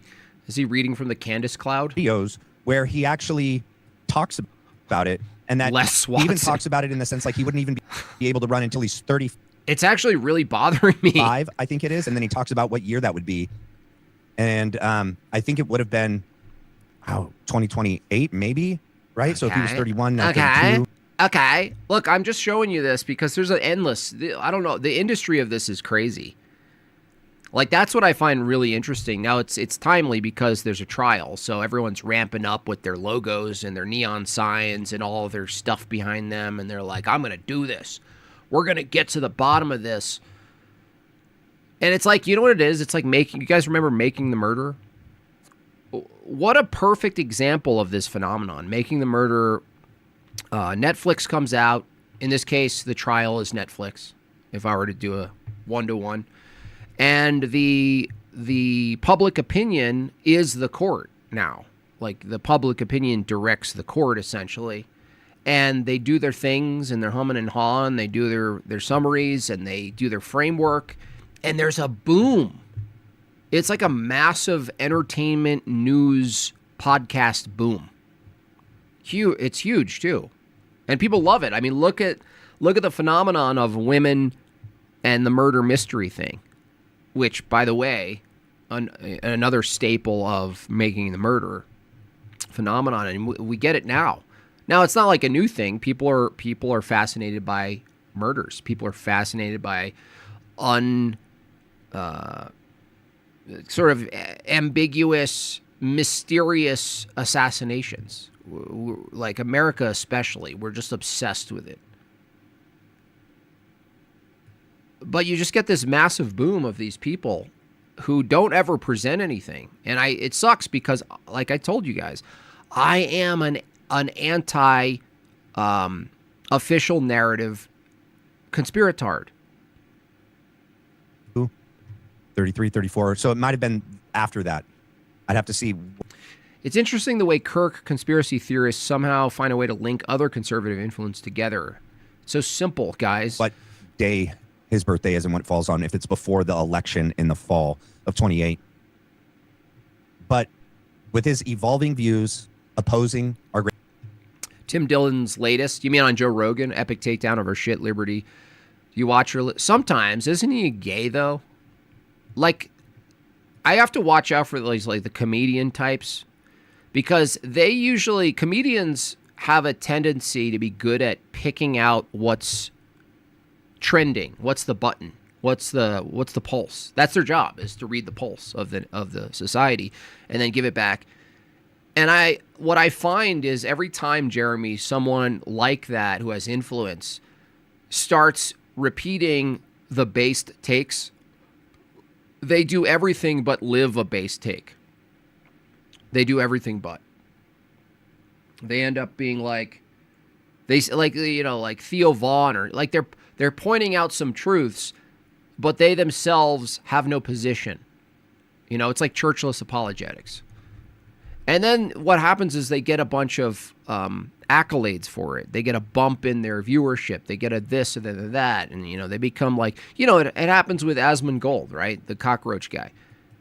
He says a couple of base takes and all the right-wingers go flocking to him because he says a thing like a moth to a flame. And then you realize, like, it's just another liberal person. That's it. Oh, I'm so base. Look at these base takes. Like, pluralism is falling. And then you're like, yeah, but aren't you gay? Aren't you a gay guy? What do you believe? Nothing. You believe nothing. Who cares? Who cares what Tim Dillon? Just an obese sodomite. Greatest ally, wanting real accountability, not being able to be blackmailed, not being able to be threatened, not wanting war, not wanting corruption. Oh. Being honest, speaking his mind, and actually listening to the people. Like, what real politicians are supposed to do is to listen to the people. The people? See, what is happening? Is there like is there a wave of gay truthers? Who's funding these people? He's about to do one of those cheerleading. He's going to do a cheerleading move. Yes, they hate me. They hate me. They hate me.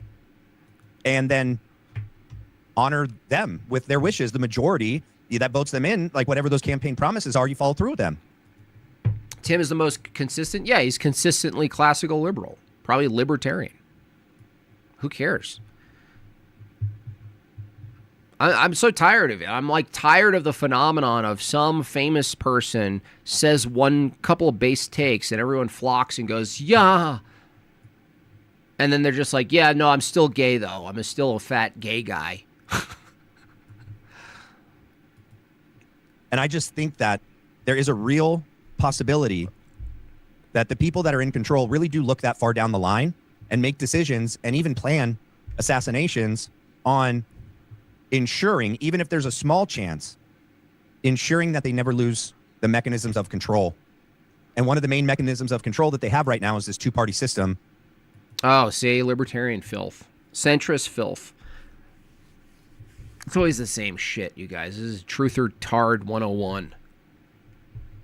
It's just it's just like we're dealing with such slop at this point.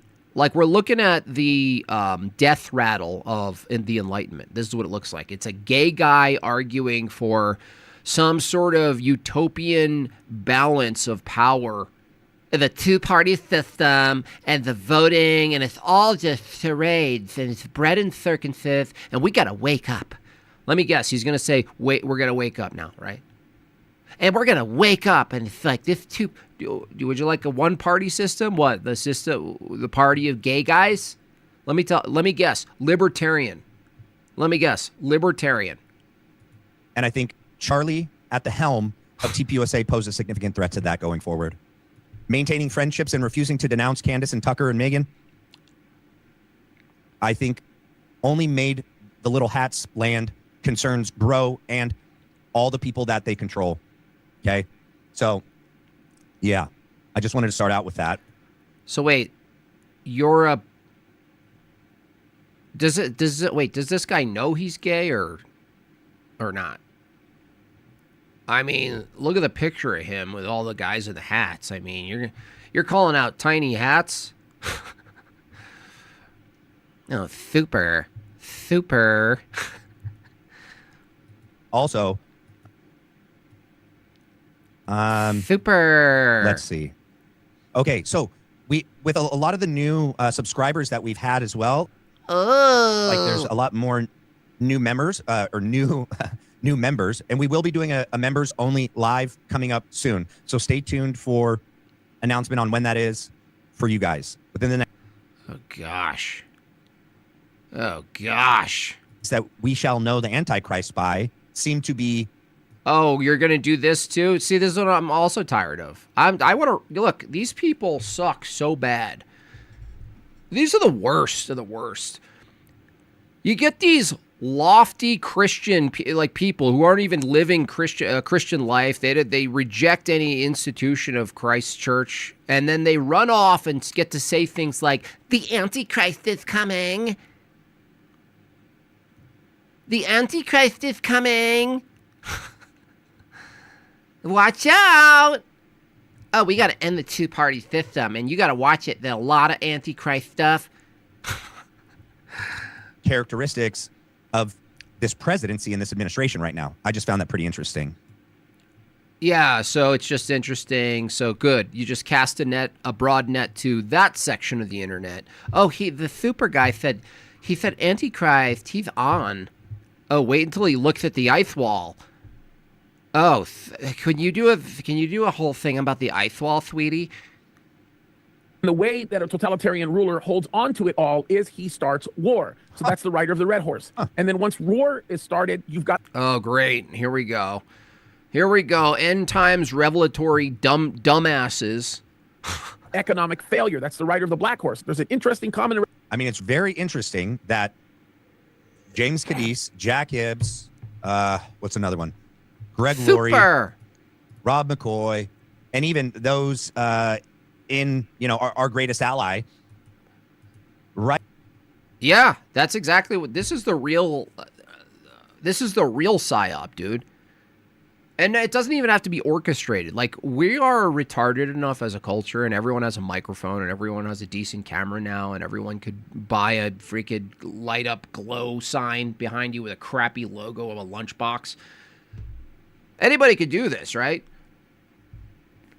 And anyone can pick up a Bible and just spew out their revelatory interpretations of the end times or whatever. This is what it looks like.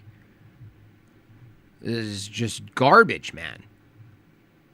Garbage. Right when all this started to go down, right after Charlie's assassination, and right when it became apparent that we were going to be going to war with Iran, they started coming out and saying that this is biblical prophecy coming true. They started pointing to the book. Okay, is he critiquing that guy, or he's not in favor of it? Book of Revelation. Yeah. And they started saying that. Yeah, but here's the thing, gay guy. You can't argue against bad theology unless you have good theology. Anybody? David Wood? Anybody? Anti-Islamianity? Anybody?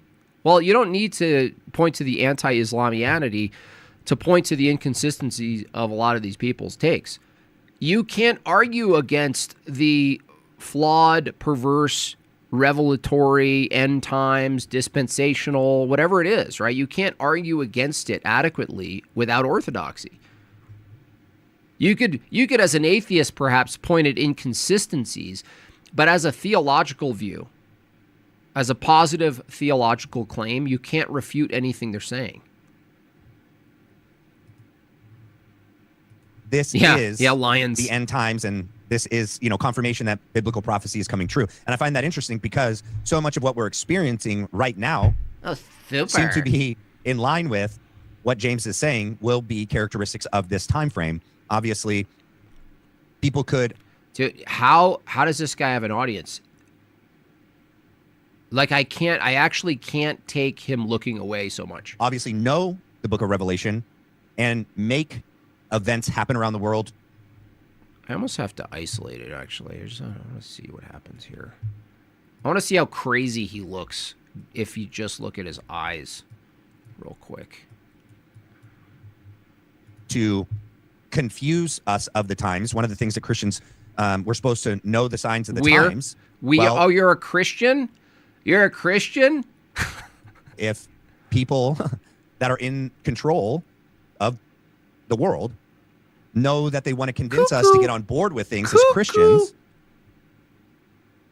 they could manipulate our own scriptures against us to make it look like these are the signs when it's them manufacturing them. And obviously, it could be that they really are the signs as well. I'm just saying I find that interesting. Cuckoo! Cuckoo! Hey, JB, does evolution lead to physicalism, materialism? Yeah. Unless I'm missing something, I'd say it does. Yes, it does. Yeah. I have an upcoming debate on the 26th, maybe. I'll put it in the calendar on evolution. So that won't be my attack. But yes, Colonel, it does. It leads to physicalism. It leads to the impossibility of knowledge because knowledge has no ontology if evolution is true. And anything that you call an evaluation or a belief or something would be just like sort of like downstream from biological, physical events themselves. So they wouldn't be like, you wouldn't really have philosophy. Like, you can't really have pure material produce philosophy. It doesn't make sense. There's nothing that makes sense about that. I made it worse. Look, if I have to do pay to stop, I'll do it. I have to be done at 2 sharp today. So, you guys have a very limited amount of time to appreciate the best stream on the internet. Revelation, by the way, that actually says, don't touch the oil and the wine, which means that when economic failure takes place, there will always be a rich ruling class. Clinton types. No, there's going to be a rich ruling class so long as there's an organized society. You overgrown taco. That will rule. Not Trump types.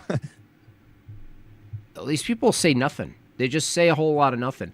They say circumstances that would exist in any time frame. They just restate, right, circumstances that are not unique to any other.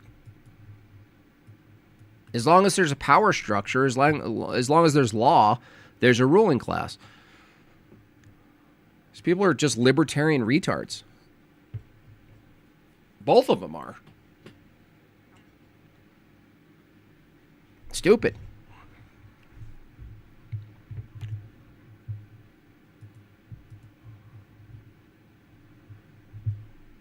Not everyone in his administration types. And then, of course, ultimately what that comes to is the rider of the pale horse, which in essence is death. Now, in the case of human history, in the last 100 years, totalitarian rulers have always brought in war. That war has always ushered. What is wrong with both of these guys? This guy looking up, this guy squinting.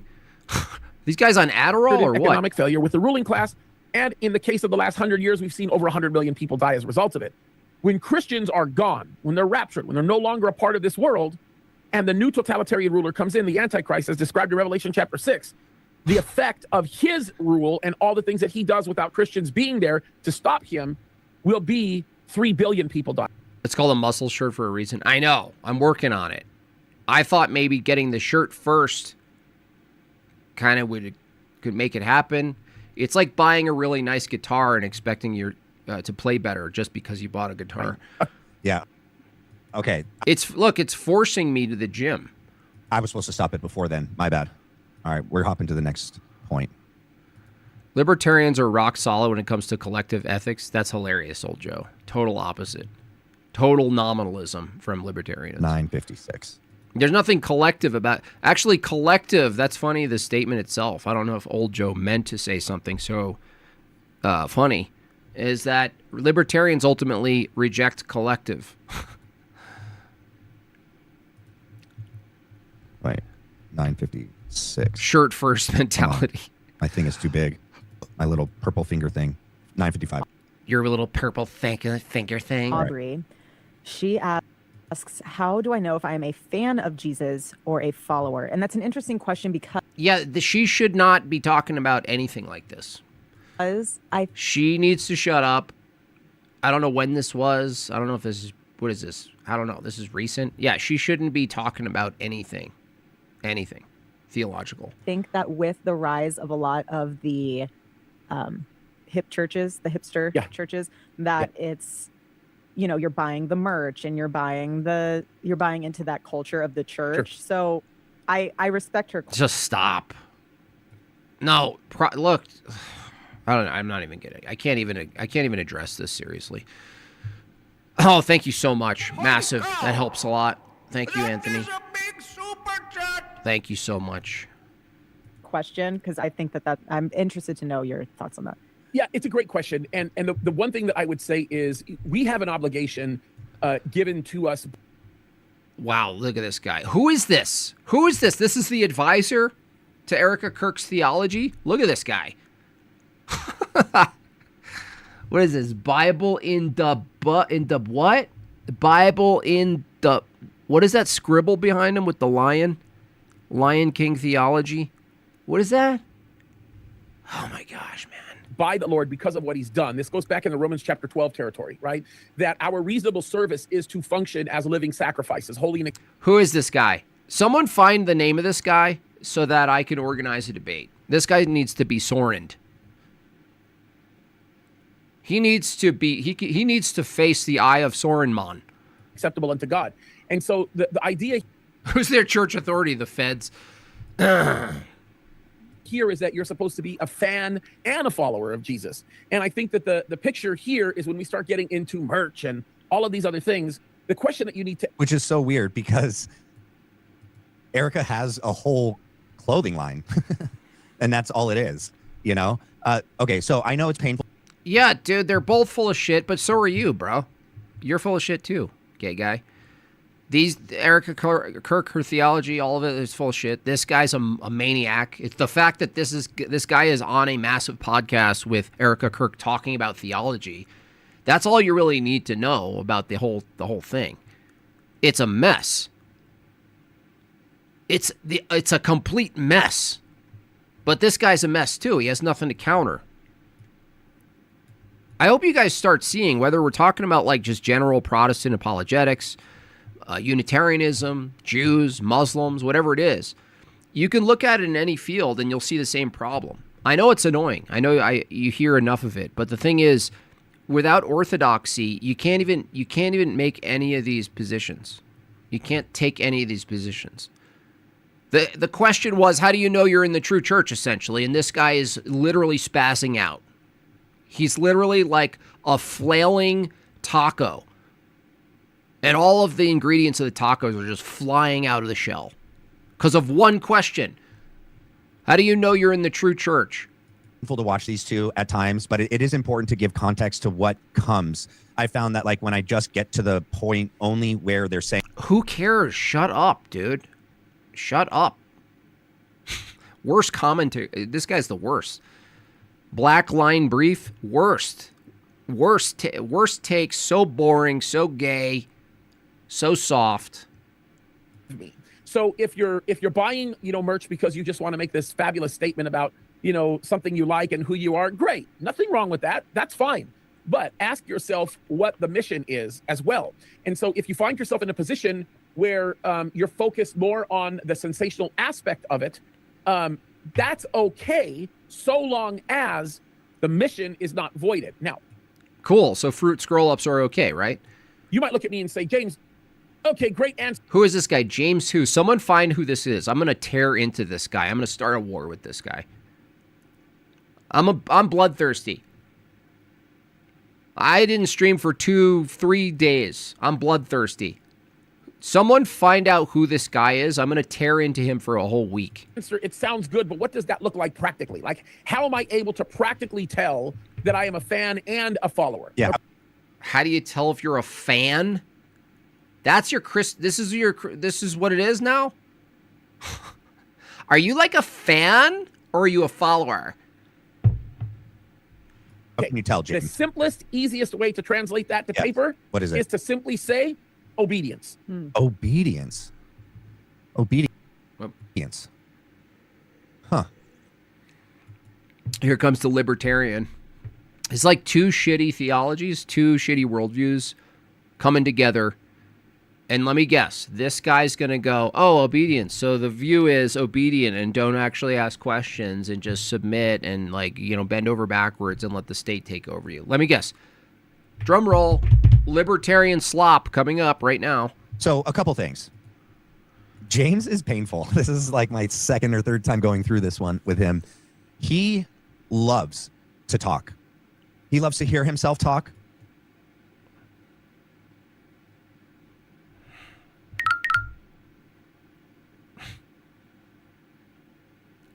Listen.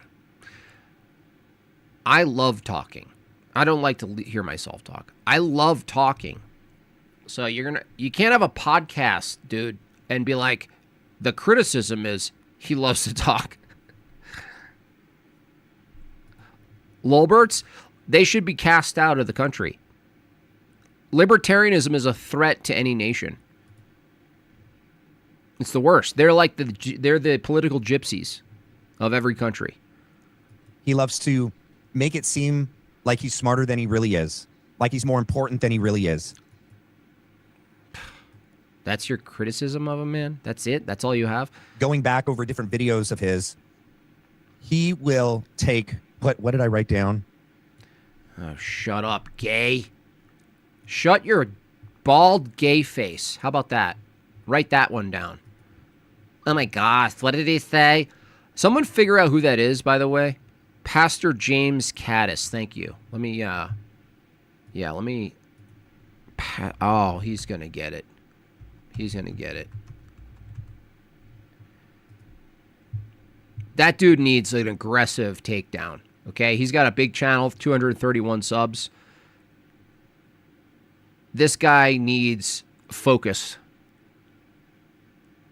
So, I'm going to go ahead. Okay.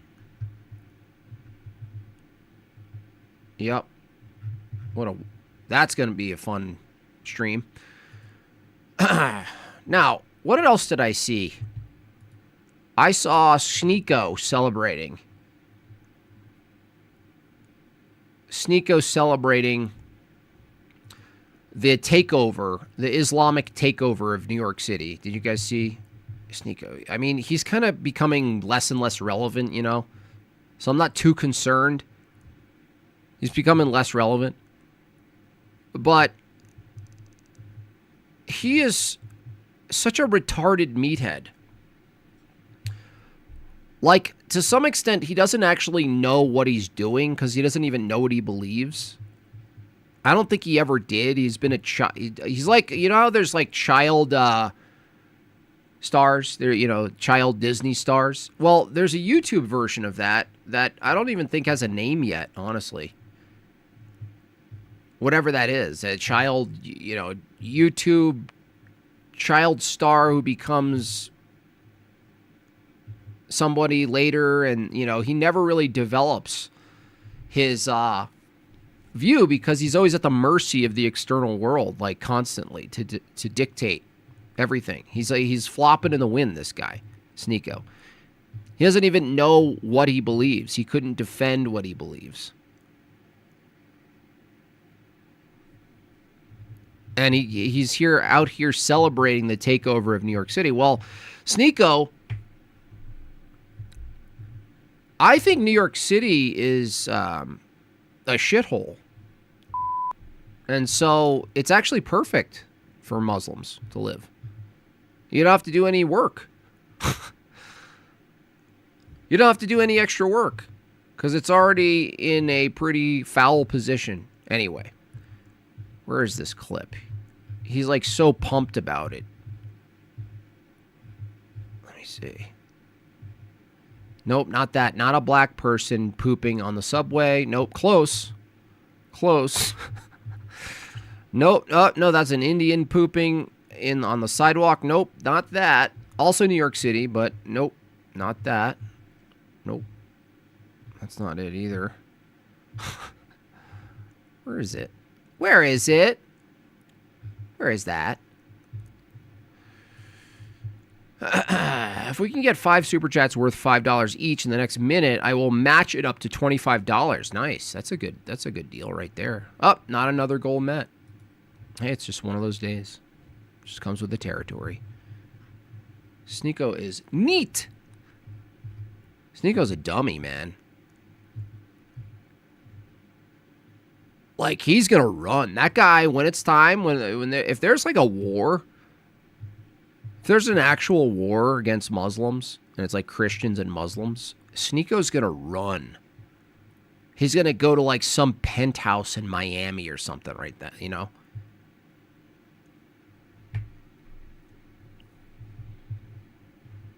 That's what he's gonna do.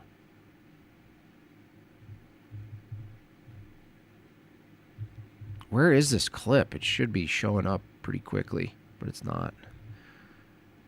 Huh.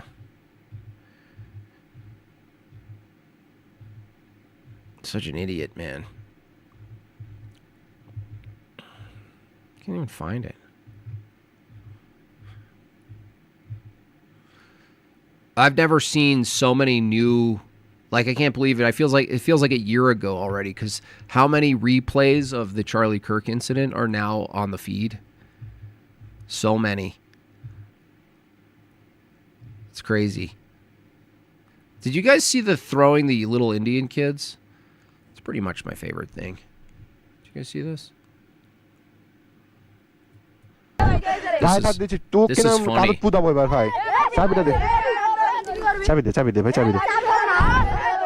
ভাই তুই আজকে আমি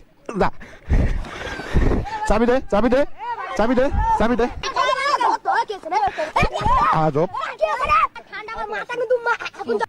This is what I feel every time I go to the gym, by the way. Every time. Every time I go to the gym, that's...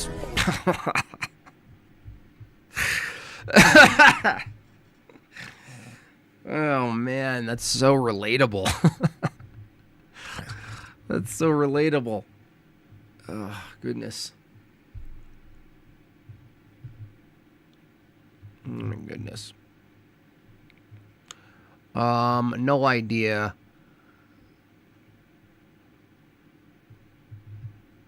I can't find, I don't know why I can't find this thing. Sneeko.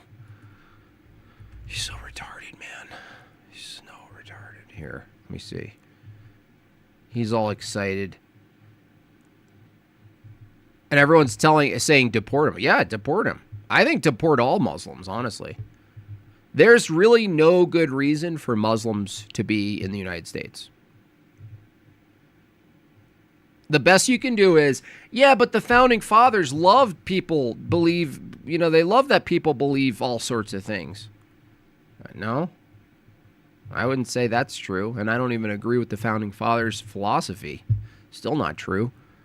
We made it. Thank you so much. Oh, another big one comes in from, I'll match this super chat if someone else sends in $50. Did you venerate the founding fathers this week? Yeah.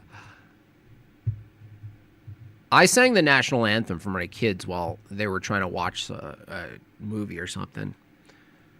I just stood in front of them and I just belted it. It's so fun to know. I'm at the age now. Well, I'm at the age, but they're at the age now where they're embarrassed by their father. I didn't know it started at 8 years old and 10 years old, but apparently that's the age. And now I just do it. I dance in front of them. I sing. I'll try to say jokes. It's just I just go for it. I just go right for it. All right, where's this damn clip, guys?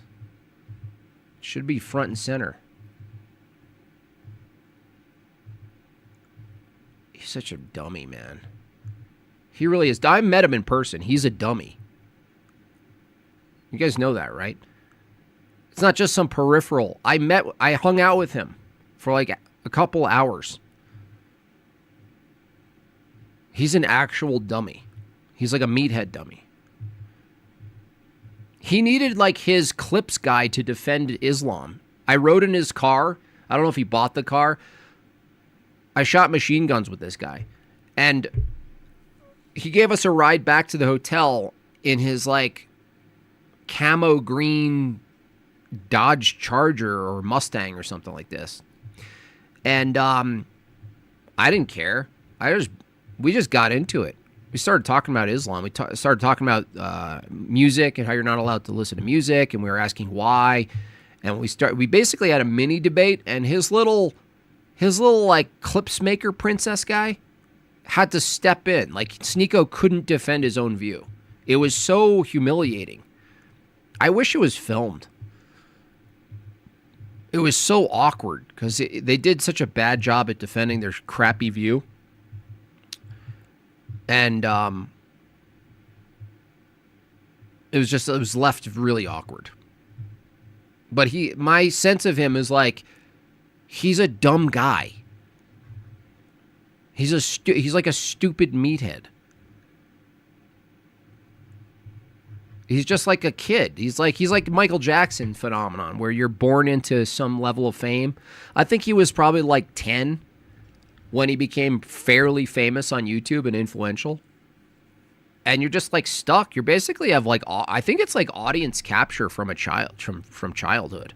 That's what I think.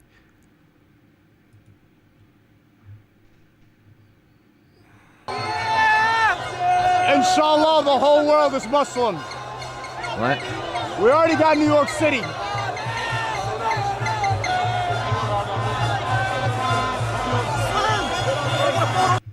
New York City. This is the Islamic Republic of New Yorkistan. The Islamic Republic of New Yorkistan. Welcome to Mamdani's New York.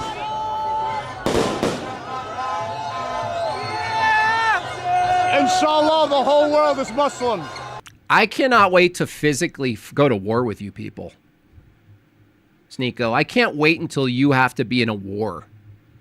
You meathead douchebag. Fucking idiot. He's such a moron, man. Allah gave the Knicks a championship. It's so retarded. I'm sorry. Where are all the Muslim nations that you're going to model New York City after, Sneeko? You got donkey push cart. Bang your first cousin, have a child. What are you talking about? The whole world's going to be Muslim in Salah? What? The whole world's going to regress technologically? The whole world's going to have a 70 IQ, Sneeko? You retard.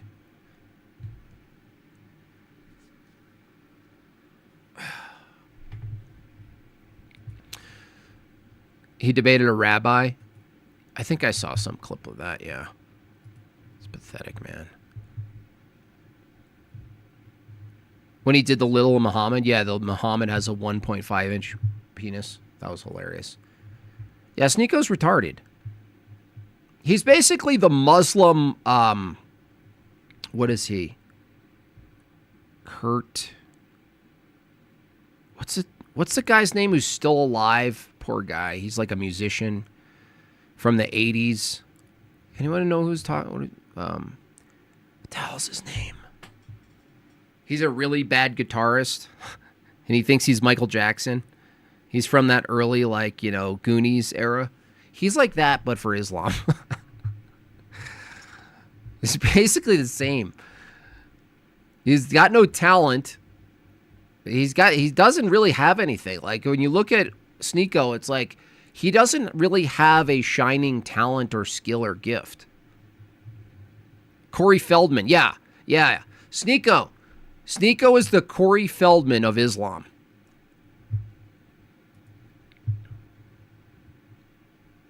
Just talentless, cringe, just blowing in the wind of trends. Like nothing. There's nothing there. You're just in a constant costume, bro. He's the Muslim Jake Shields. It's 1.8. Get it right. Okay, 1.8. Yeah, thank you, Joey. There's nothing he can offer. It's just like it's all he does is rile people up. He's like a hype man for shitty theology. Like the rapper is an egregore of an ideal.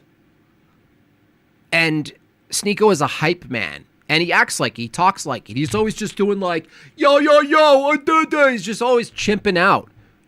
He's always in the background basically going, yeah. And then you're like, wait, can you actually defend the view? And he's like, whoa, I'm just the hype guy who says yeah in the back. The other guys do the work. Yeah. Yeah.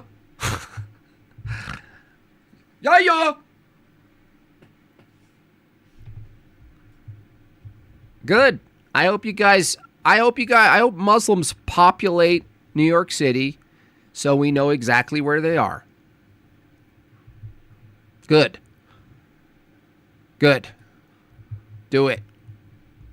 I mean, they are stupid. They all go to the same exact location constantly. Always. They're that dumb. They're like, what should we do? Let's all of us just show up in the same location. Yeah, keep doing that.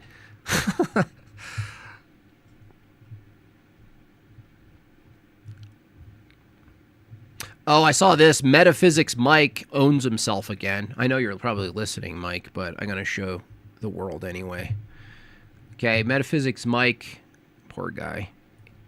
I don't know if he actually reads when he does a post or not. I just want to go over this. He says, why do Catholics and Orthodox with apostolic succession dispose their own bishops at times? Because if you're in heresy or you're not in parallel to the teachings of the apostles and you veer off, then you are defrocked. It's a management system. Because the only real succession is one of doctrine, and everyone knows it. Yeah, you see this, Mike? He already owned himself. Okay? Watch. Just so you guys, if you ever deal with people like Metaphysics Mike, which I'm sure we all do, okay? I wrote, you're demonstrating our point. Proper doctrine requires succession. You can't actually separate proper doctrine without generational succession. What is doctrine if it's not the held, taught belief through the ages? You have to have it. You couldn't point to a proper doctrine unless there was some sort of succession. It's impossible to know proper doctrine through time because we don't all live forever. That when we pass on and separate from our material bodies here, when Christ starts a church, his teachings through the apostles must succeed beyond the apostles' temporal life. Unless you're Mormon, you believe John is still alive somewhere in Miami. So I said, you're demonstrating our point, Mike. Proper doctrine requires succession. Christian doctrine includes episcopal and authoritative teaching with the authority to loosen and bind. Harken back to the recent debate with Soren and Lenny Powers, or whatever his name is. Now, will he actually address anything? No. Do I expect Metaphysics Mike to? Nope.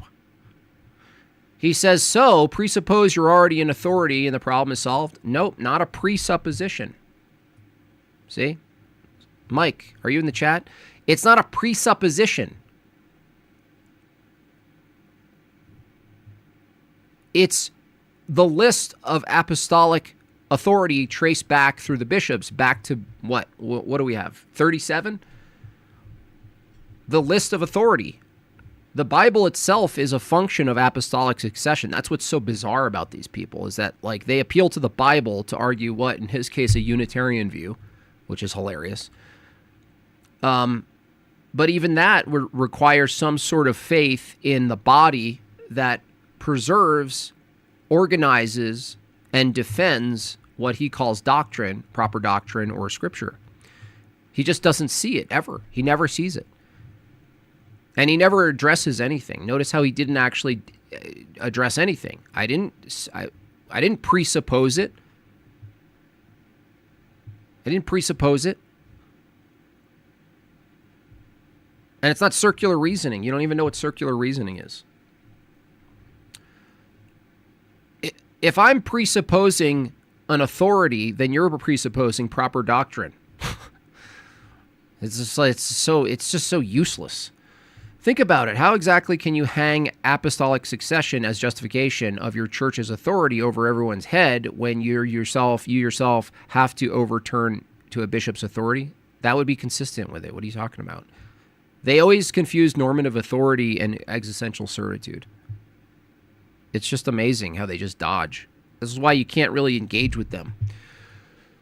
You can just write the killer, the defeater, and then you expect them to just dodge it. Metaphysics Mike talks in a voice and types online like a college freshman woman. Too many words. A lot of I bet he types with both pointer fingers. That's what I think.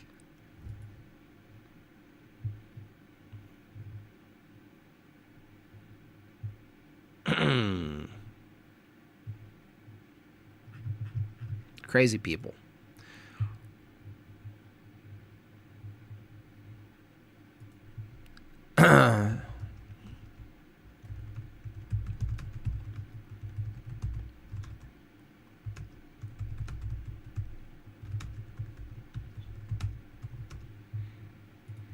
Terrible, man. He never learns either. He gets completely annihilated in debates. He never learns, just like Kelly Powers. There's so much pride. There's so much pride in a churchless apologetic system. So much pride. Get the traditions out of your mind, and when you just read the scriptures, just read the scriptures. My problem with the Charlie Kirk conspiracies, like which one though, is that in this case, the official narrative makes more sense than the conspiracies, which require unnecessary. I kind of agree with you that I don't think the official narrative really fully makes sense. But the fact that it makes more sense than the counters, Kevin, I would say is indicative of how the counters are kind of fluff. It's all just like incredulity. Like, and the reason it's different is there's a couple of things you can point to. Like, I think it's reasonable to point to inductively what we know about certain gun calibers and what they do to flesh and what we can repeat. I think that's fair. The same way I think it's fair to say, okay, the official narrative about 9/11 is that these 3 buildings fell like this from no other added explosives. Can you show me and demonstrate any replication of such a thing, such a phenomenon? And you can't. You can't replicate it. So maybe, though, with this one, maybe someone who knows a bit more about guns and ballistics, which is a lot more people know more about it than I do. Maybe there is a replication you can do. I just searched for it and I couldn't find it. That's all. Like, if there's really no instance where a plane can take down 3 buildings at free fall speed with no resistance, then you go, okay, well, then the official narrative doesn't make sense. Well, I'm just looking for one instance where you can actually produce a 30-06 going into just the flesh of a neck and stopping. The problem is the autopsy up to this point, maybe I'm wrong, but is still not fully accessible. If a 30-06 did hit a spine, you'd have a very clear X-ray of a completely obliterated neck. It would be completely shattered. It would be obliterated from a 30-06. So it just seems like all we have is like tidbits of breadcrumbs that are soggy, and everyone's trying to put together soggy breadcrumbs. And the fact that there's only soggy breadcrumbs is itself a red flag to me. I don't even know. Honestly, I'm actually fairly ignorant. I'm not really in a position to really give like a detailed summary that you guys should even listen to. I'm just kind of being a guy who's reading it, drinking his coffee with a paper, and just a layman feet up on the desk approach. I don't even know what the official narrative is. That's how gloomy it all is. It's so foggy, all of it, that I couldn't even tell you what the official narrative is.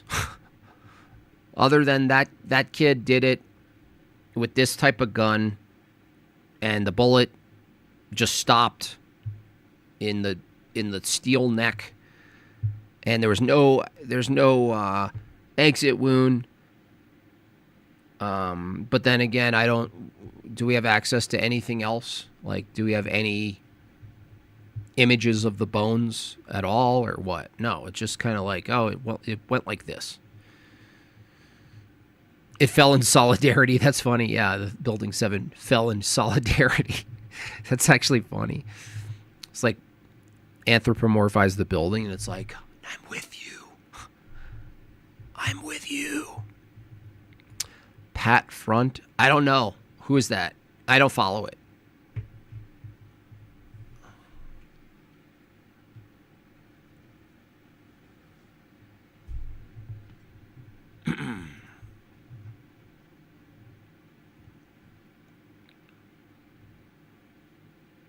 I'm just, I don't have any reference point. That's the weird part about the shot itself is I don't have any, whether it's a real gunshot, which, you shouldn't look at, but you could find on those like gore sites, or just like replicated ones for like pigs and stuff like this, like, dummies, ballistics dummies and whatnot. I just don't see it. Maybe you guys can send it to me. I'd be convinced. If you guys who are more drawn to the official narrative could send me a video of a 30-06 from 200 yards or whatever it is, going into a ballistics dummy's neck that has some fake bone in it, and it hitting the bone, you can do it a million times. I'll give you 1,000 tries, let's say. It's 1,000 bullets, though. It's expensive. Where it actually stops and just rests inside the body, nothing escapes. I mean, I'd be like, okay. All right, well, that's possible then. Thank you.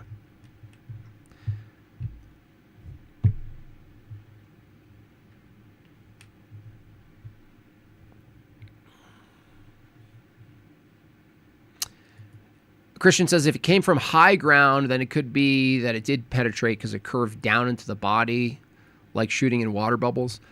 Yeah, that's fine, but then you'd have to draw out on the scheme, the land schema, the location schema of how you witness it downward. If anything, from his reaction, Christian, it looked actually more from it. It was actually shot from low ground. That's just my intuition. I don't know physics though, so it's like I don't know what you're supposed to see. But to me, the reaction actually looks like not downward. And downward from what? I mean, he has a tent over him. Like, for that to be true, Christian, wouldn't it be the case you'd have to shoot through the tent? He's in a 10 by 10 tent, and not only that, Christian, he's elevated.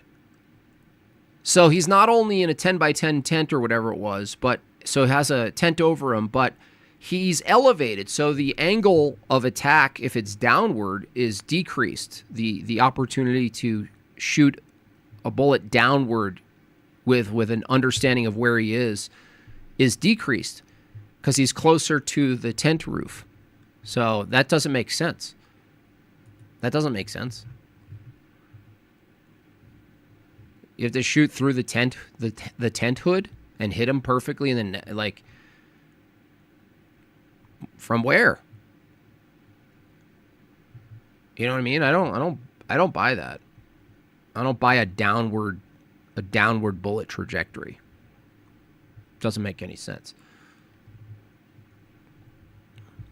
If anything, it's like what you saw is like something kind of skimming, upward. Something going upward, not downward. From behind the tent, you can see through the tent in one-sided... you're saying from behind. Well, that would mean that was an exit wound then, right? Or are you saying they shot from behind the tent? Well, the exit wound would be higher. I don't know. Maybe it wasn't a bullet. Maybe it was an ice cube. You know what I mean?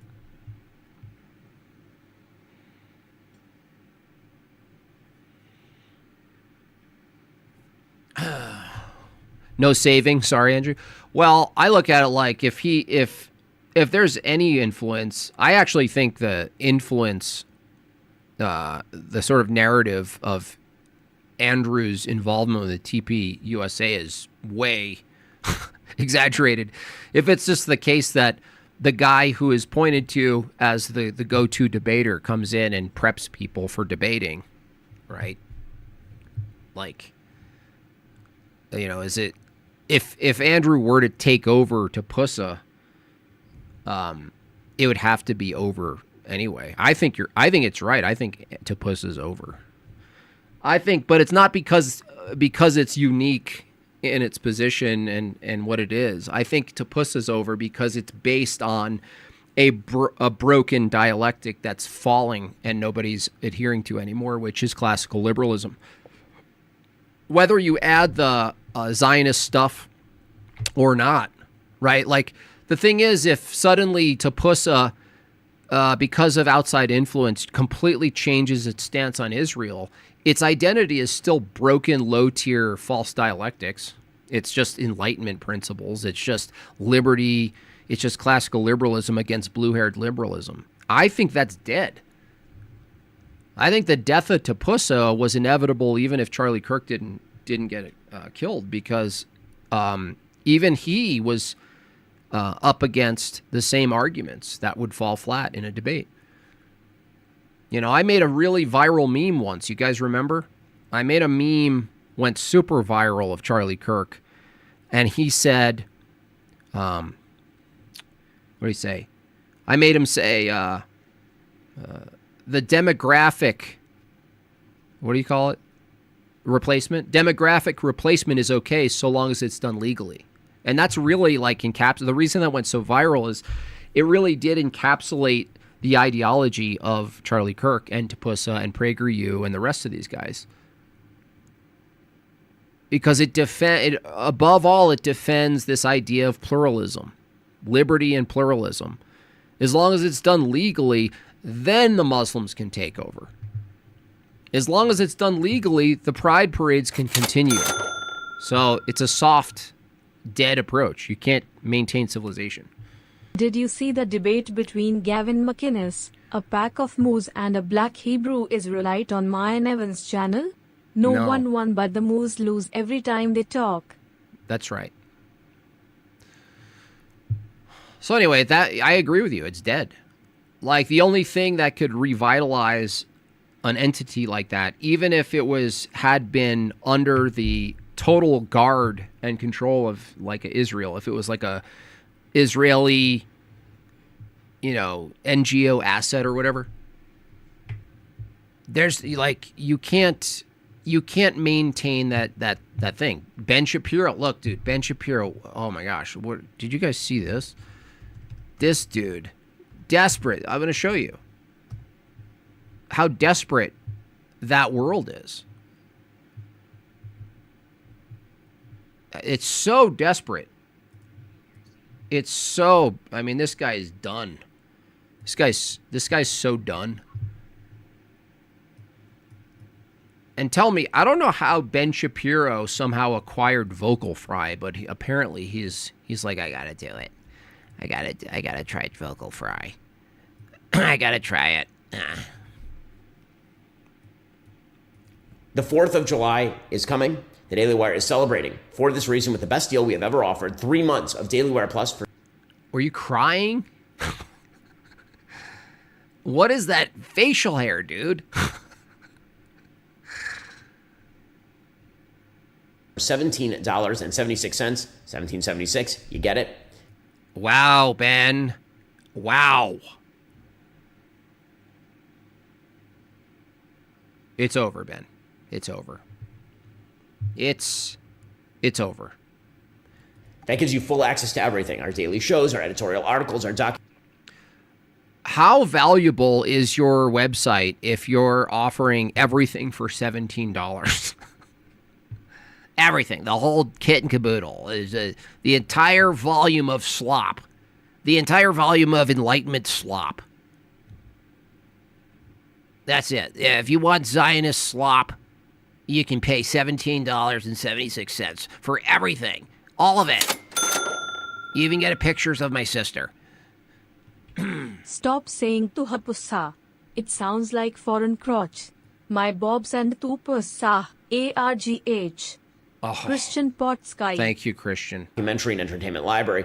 And a brand new series I put together on the 3 founding fathers I wish were alive today, which is great material for you. Dude, what drugs are you on, Ben Shapiro? Are you on like some downers or something? And your kids and your friends over the weekend. I feel like I'm seeing a video. It's like someone's on the street, been living on the street, and is sending a video to his family members to desperate help. It's like, I've been living on the streets for like 4 years now, And I'm just asking you all to just call, just calling to action you guys to help get me off the streets. It's a guide on how to maintain conservative values, that series, not just conservative values. You little worm, you little shit. Conservative values. What are those? What are those, Ben? What? Do as thou wilt so long as it's legal? Is that conservatism? What is that, Ben? What are we talking about, Ben? Conserve what, Ben? It's a celebration of the Founding Fathers. We're releasing that series to our members first on July 3rd. You're not going to want to miss it. So if you've been sitting on the fence about Daily Wire... Oh, I've been on anyone on the fence? Oh, I just can't decide if I want to... Look, you were done when you guys did a group call and you were all, we're going to offer a lifetime membership to the Daily Wire because we're so desperate. It's literally collapsing under us. There's nothing else to offer. People are rejecting modernity and individualism as the end-all be-all, and they're moving closer to orthodoxy and, in some cases, Islam. We're completely cooked. I'm going to pretend that we're not. 1776, y'all. And it comes with a free 76 coffee mug. That fence is gone. The fence. He can't even sell... Look, he can't even sell his own product confidently. Porky Pig. Time is now. The stakes are extremely high. We are still... Oh, we know the stakes are really high. The stakes are high. Why? Why? Oh, let me guess. You're fighting a culture war. We're fighting... No, the stakes are high because Daily Wire is collapsing. It's over. Oh, thank God. Thank you, God. Thank you, God. For making our anti-Christian Jew, Zio, Warhawk maggots like Ben Shapiro collapse on themselves without us needing to do much. Standing, and we'll continue to stand, because if no one stands for the principles, then they fall for anything. Head on over to dailywireplus.com, sign up, and join us. Oh, what a little scum. He's truly the scum of the earth, that guy. That's the first guy, him and Sneeko. I put them right on a train. They get to go to their favorite Islamic and Jewish states. Ben Shapiro should be forced to live in Israel. That's where you belong, Israel, okay?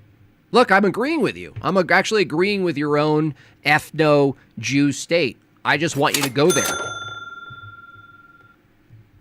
Guys, we're desperate Sorry about all the European cigarette slurs and hard R over the weekend. That's okay. I was a bit melting face emoji, tumbler glass emoji. I understand. I was intoxicated myself. I just have to make sure because it goes through a different company, and if they start seeing that and they're like, you know what, we're gonna take this guy out. Appreciate it.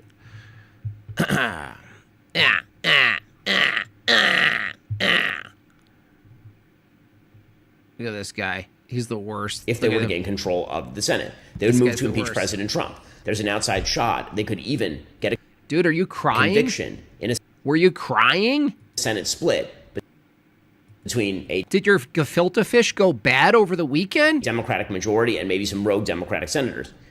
They, of course, will stymie any effort to refund our military, to restock THAADs, Patriot missiles, to build the new kind of military we need to actually challenge our enemies in the world. And again, there is, as I say... What's going on with this guy? Possibility that President Trump gets impeached in the House and then even convicted in the Senate. That's all what happens. What is wrong with this guy? Happens if the... How is this a person? Democrats win the Senate. So there's like very, very serious stuff. And that sets it up for 2028. Because if Democrats control the Senate in 26 and the House in 26, then they are one step away from having trifecta in 20. Yeah, that's true. Yeah, no, that's true. But you don't have any principles to argue against it, Ben Shapiro. All you're saying is the system that we have, that I like to defend, that I send people to die for, allows for a total takeover of my opposition to the government. So I need you guys to participate in the system that defends and allows our enemies to take over the United States seasonally. I need you to fight, right? Fight. It's like, dude, how are you not putting this together, Ben Shapiro? The system that you're arguing for defends and you actually advocate for people dying on your behalf to defend a system that actually allows your enemies to take over the system. It's really scary, you guys. What we need to do is get back and double down on the system that allows my enemies to take over the system. It's really scary. It's really scary stuff, guys. Sign up for the Daily Wire forever. Sign up for the Daily Wire. And if you don't like it in the normal video form, we've actually established a deal with Disney Plus that actually animated everyone at the Daily Wire. And you could watch it in animated form.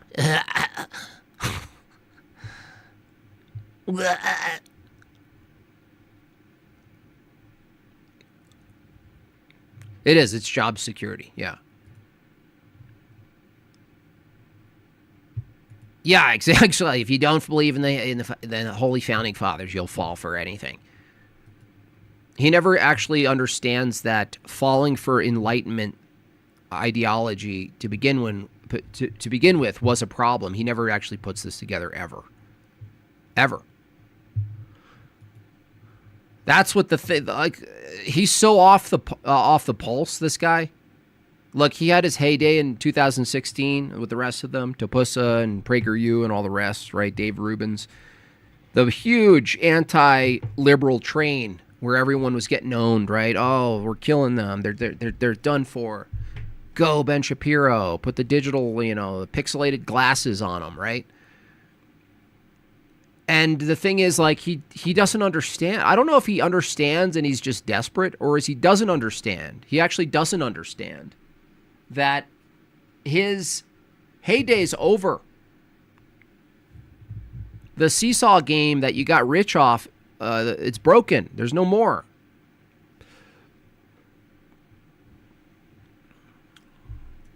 You're not looking at the United States from the whole perspective of where it comes from, what worldview it comes from. You're not looking at it. And the same problem with right-wing people who want to say, and I get it, colloquially they want to grab onto this so they have a place to stand. They want to say that the United States is a Christian nation, but it's not an Orthodox nation, so it's not a Christian nation. I'm sorry to take that away from you guys. I know there's people who follow me who even think this. It's not the own that you think it is. It's a better position, it's a more consistent position to say the nation that we're in right now was founded on Enlightenment Protestant ideals. And look at the nation right now. You don't want to take credit as a Christian for the nation we have right now. You don't want to do that. Now, people push back on this a lot, and they go, well, yeah, but you have liberty, and you have guitars and stuff. So isn't that awesome? It's like, yeah, but the thing is, I would trade my guitars in a second for a collective country that was predominantly Orthodox. That wouldn't happen because it's not an inconsistency. But the thing is, I would do it if it was, because that whole liberty thing is so broken. It actually produces the OnlyFans stuff. It produces the degeneracy. It celebrates it. It's unique. You're unique. You get to express yourself in any way, shape, or form, and then monetize it too. You get to monetize your expression. And it doesn't matter what it is, as long as it doesn't hurt someone physically or take their stuff. That's Ben Shapiro's America. That's the Protestant America. That's the Protestant Christianity.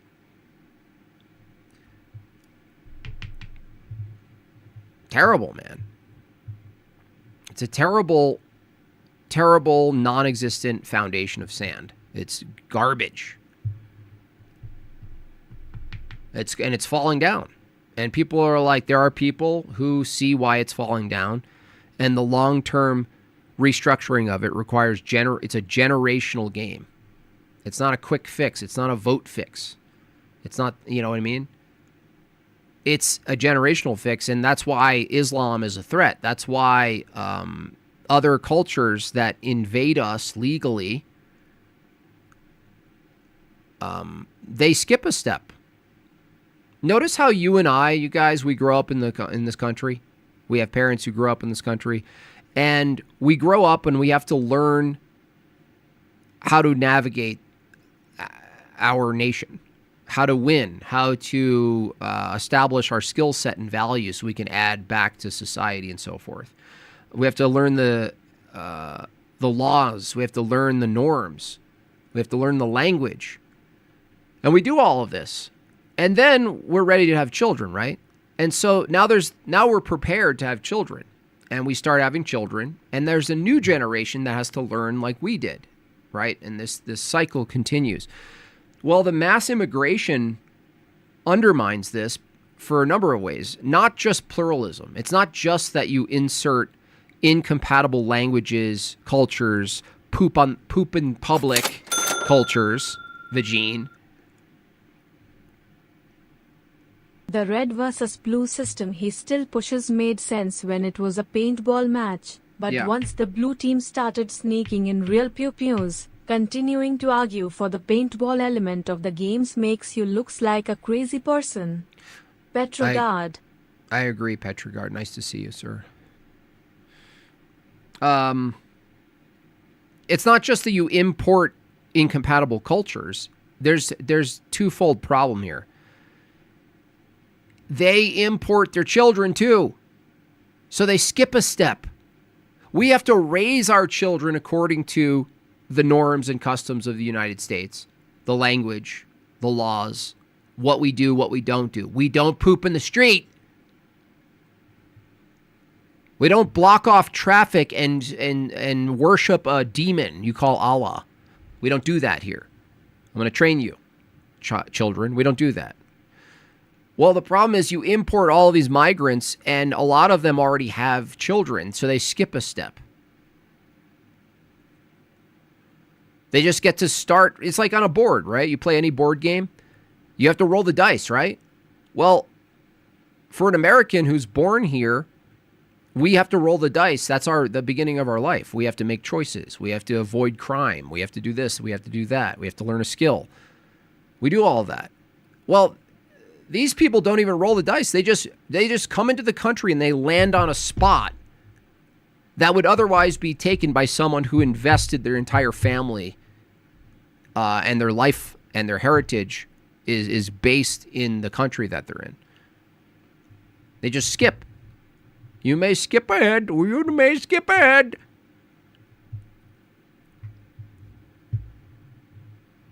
Terrible, man.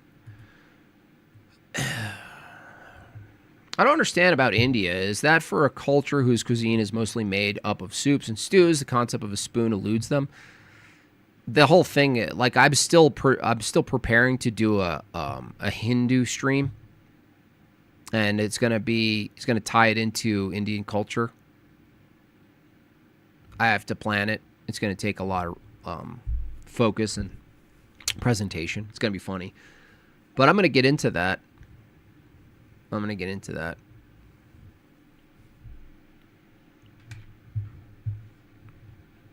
It's really gross. It's gross.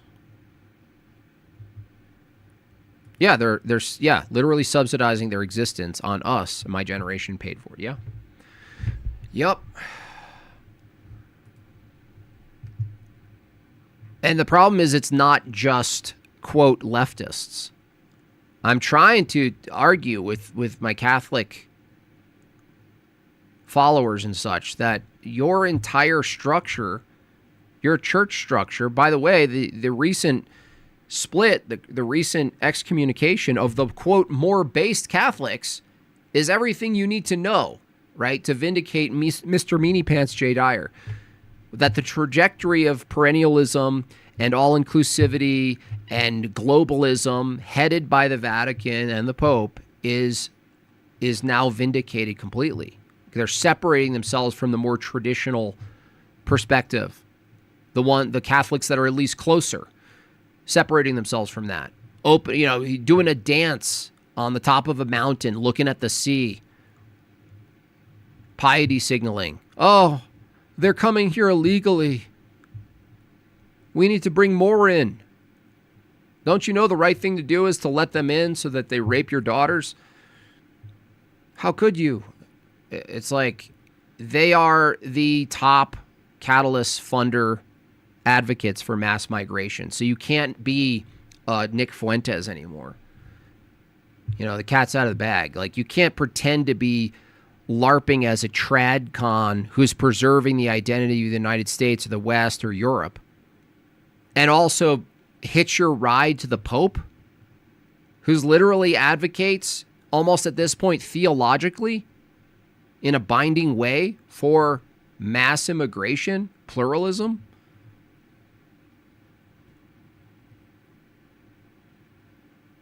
Hinduism. Aren't they mostly Hindus, Christian? I can cover both. They're both ridiculous.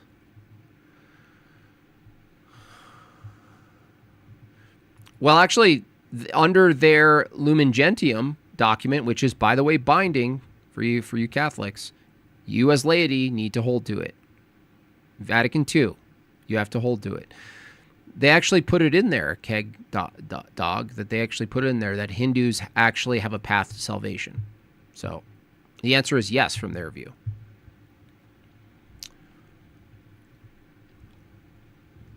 Dr. Kellogg tried to save us from the modern degeneracy. That's not true. I think Dr. Kellogg was a total pervert, correct me if I'm wrong. I might have that wrong, Topher. It could have been I watched a movie. Like, if he was based, they definitely made a movie making him look like the weirdest pervert. Like, on the side, he developed, like, weird sex machines and stuff like that. I think.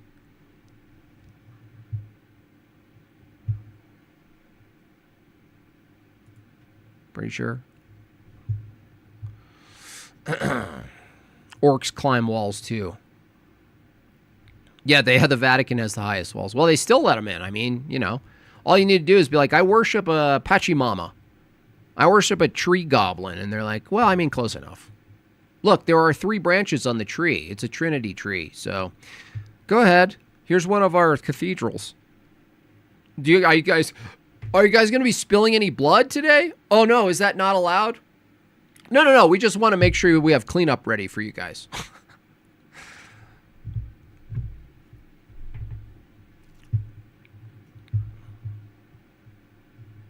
It's just a different. He invented cornflakes to stop masturbation? Really? See, I have the wrong narrative. That's hilarious. Wait, how does that even follow? I'm trying to make the connection. Is it a chemical thing, or did he think like the first thing you do in the morning? Is that what he does? First thing in the morning? Like, no, not that. Cereal. Was he? I guess I have it wrong. I could have sworn he like helped. He was like a weirdo. Like maybe he actually developed the counter masturbation machines so that you didn't masturbate, the machine did it. It's very Jewy of you. I'm not doing it. I didn't do it. It's the Dyson. the Dyson vacuum is doing it. No hands.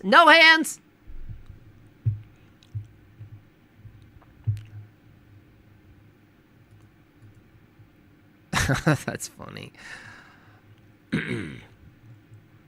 Oh, that I should do a deep dive on that one. That sounds like a real out of left field topic to do, especially now with everything going on. And be like, guess what, guys? I'm doing a Kellogg's deep dive. That's what I'm going to do. He didn't like what he saw in the hot sauce societies. You mean jazz? Yeah, the road to Wellville. That's what I remember. It was like super raunchy. And I was like, wait, who's doing this stuff? Wasn't it him? Wasn't Matthew Broderick Kellogg? Or no, he wasn't. It was the other dude. Older dude. I forgot the actor's name.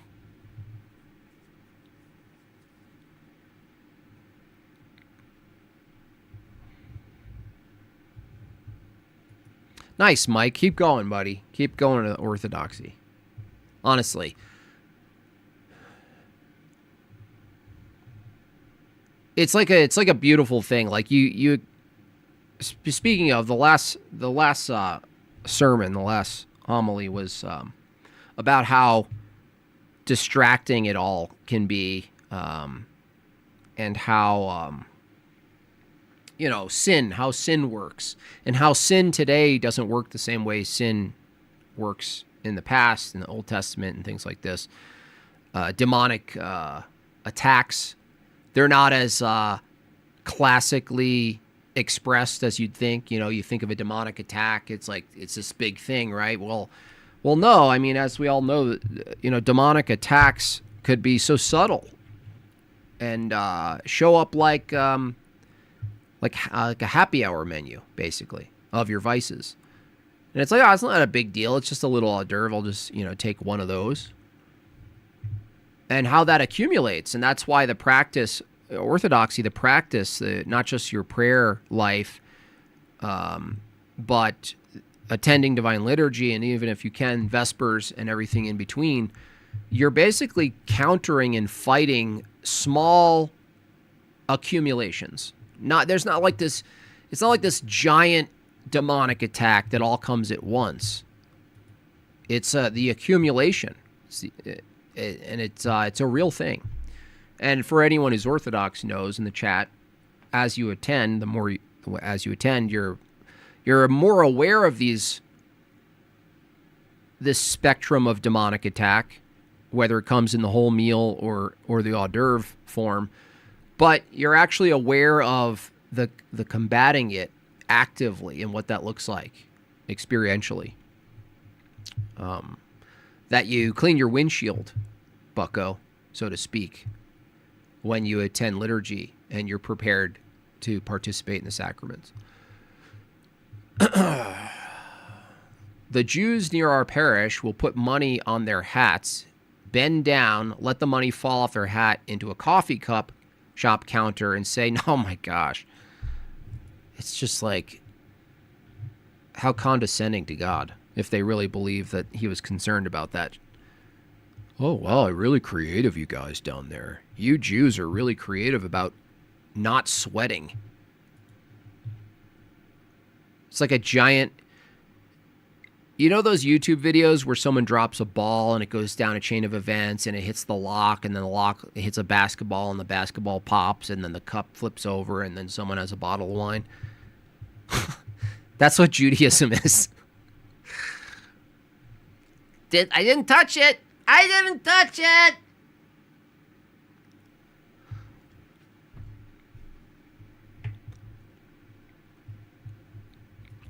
Uh-oh, here we go.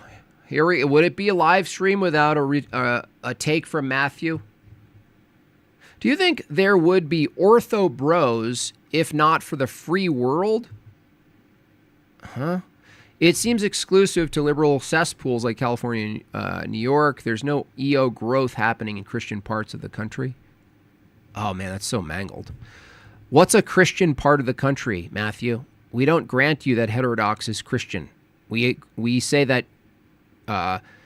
what you think is liberal in New York, Orthodoxy sees heterodoxy as theologically liberal. You don't need blue hair to be a liberal, bro. But I'm not sure what connection you're making there. I don't even know what you're saying. Can you try again? You can't even tell me what an ortho bro is, bro. What's an ortho bro? According to your standard, you'd go back in time and you'd say Saint Irenaeus was an ortho bro, probably. You'd probably say that the saint that got his, let's say a saint that got his arms and legs ripped off and sent to different locations of the world was an ortho bro. Ortho bro is just someone who is willing online to defend the exclusivity of Christ's true church. Let's just say it.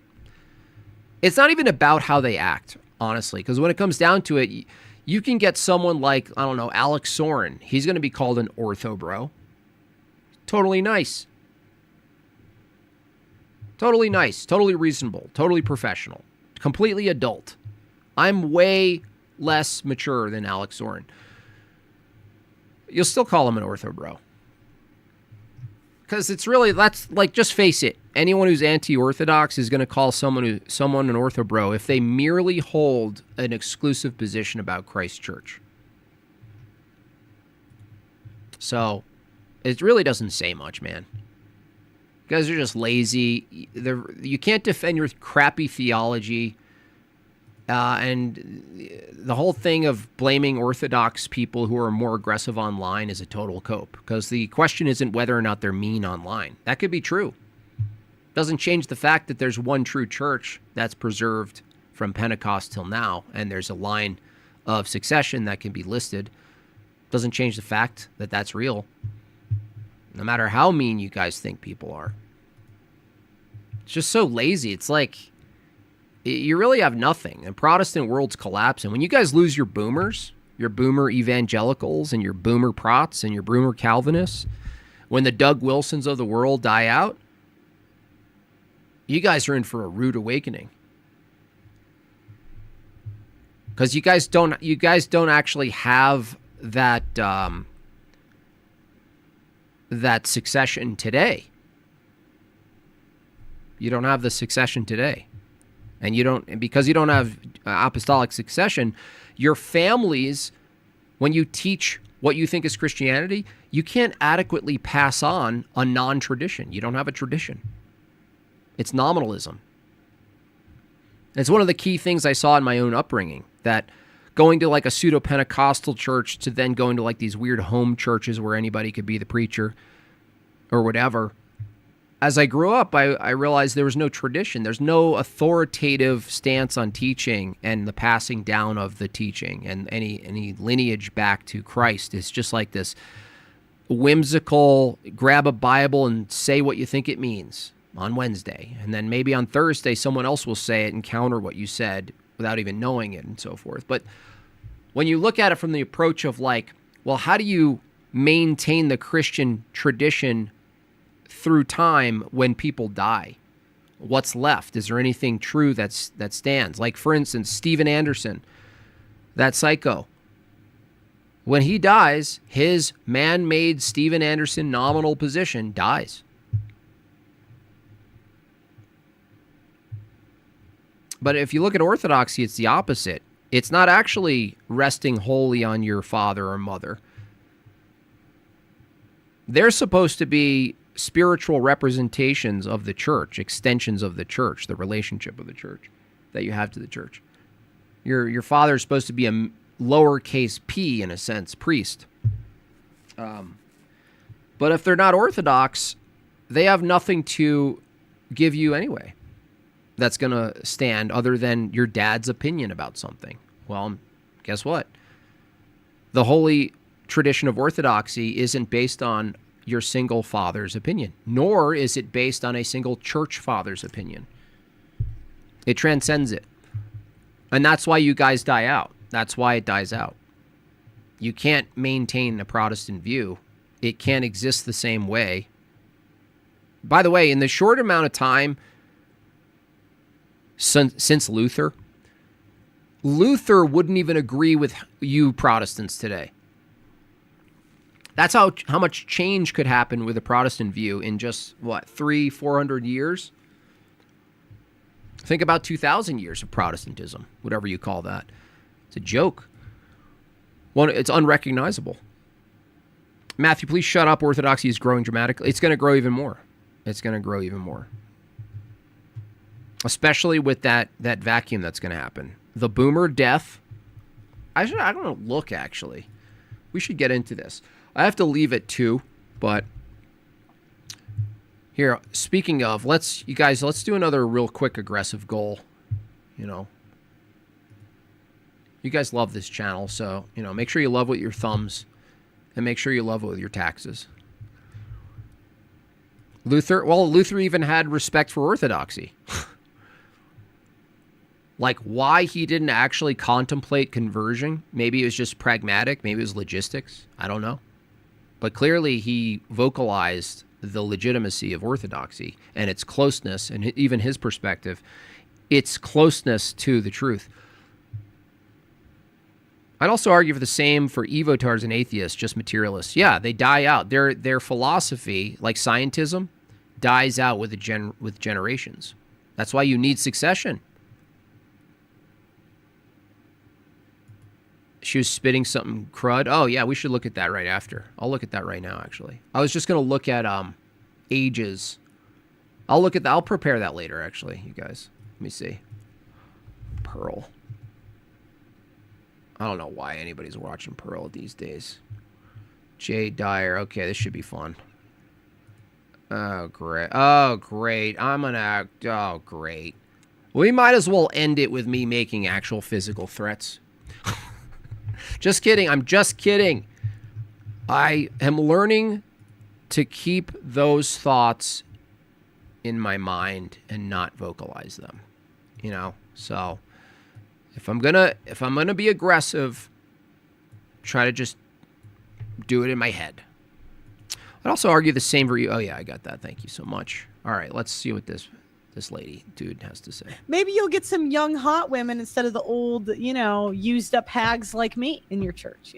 You'll get, no kids, young and compliant instead of old bitter tattoos. What's going Gosh, you're so mad that you didn't make the right choices early. on, guys? Welcome to my reaction series. Today, I am reacting to more TradCon bullshit. So,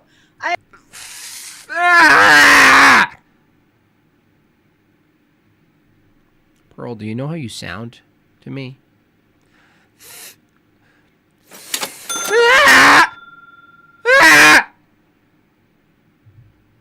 Williston, North Dakota is having its first divine liturgy this Saturday. Glory to God.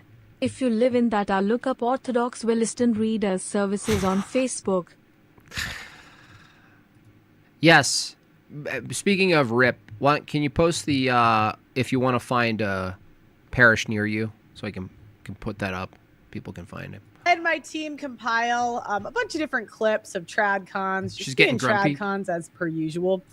And so today I'm just going to react to another 10 minutes of it where we left off.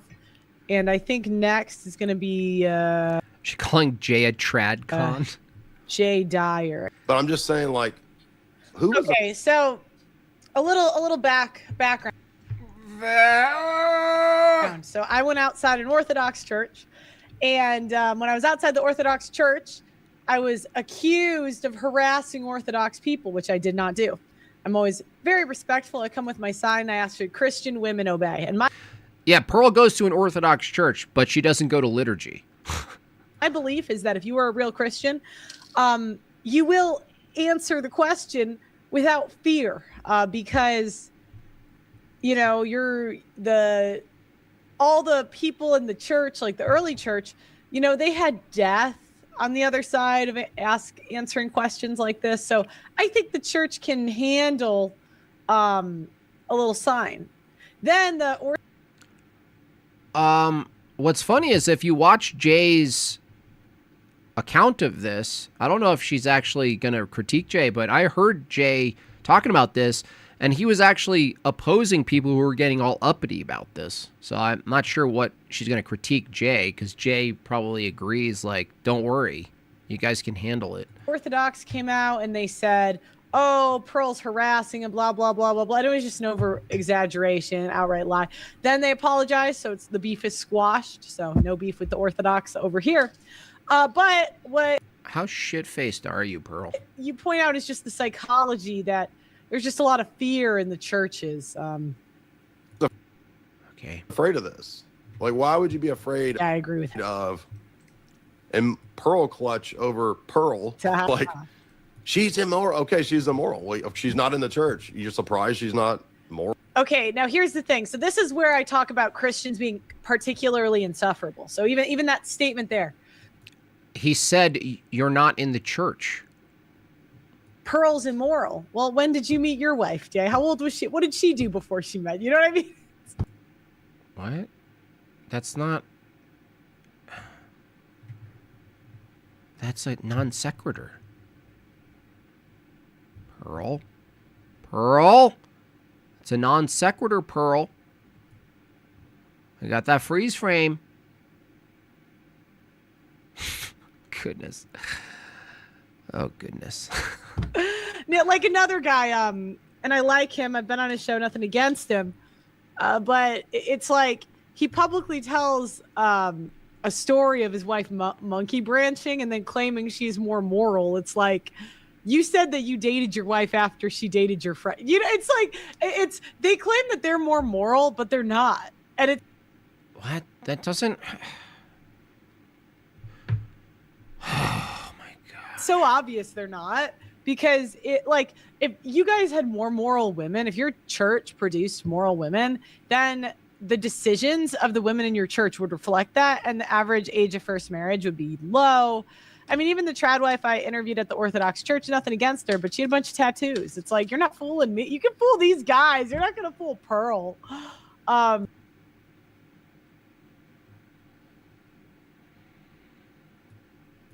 And I think, you know, in this society, you're just really not going to get good women. And that's okay. You know, why? But What's okay? What are you, lady? What is going on with you? You need help and prayer. You need to stop. You need to cancel your broken channel. You need to go to liturgy. You need to heal yourself. Forget whatever you think the attack is on you being immoral. You need spiritual healing. They always think of it like this approach where you're bad, right? That you're bad. You're a bad person. No. We don't send you to the church because we think you're a bad person. We send you to the church because the reality of being human has spiritual ailments, and that the church is the hospital, and that you can't get healing unless you go to the hospital. You can't heal yourself, Pearl. So if it's the case that the church, there's only one true church that's the true spiritual hospital, and you don't go to that hospital, it's actually completely fair to say you're going to maintain a battle with morality. You're going to maintain a battle with morality, but they perceive morality strictly to be a status of points against you that you earn back or something like this. No, we're talking about your spiritual status, so your very spirit, your soul. Death, slow death. But it's just kind of fraud. Because, I mean, of course she's immoral. She's not in the church. She's not Orthodox. She's going to be immoral. She promotes immoral ideas. Why is this like some revelation? But people were... Yeah, and I'll tell you, if you want an example, one immoral idea that you sell people, Pearl, is cynicism. Look, concern is not sin. Worrying is sin. General concern, not sin. Having a concern is different than being black-pilled. You're black-pilled. You sell black pill. That's sinful. We're all up in arms. You don't sell hope. That's not Christian. Because she dared to get in people's faces. And I'm saying, what are you going to... I didn't even get in anyone's face. But I'm with him. I think I agree with the overall sentiment. Going to do when the Muslims come in your church and want to take you out?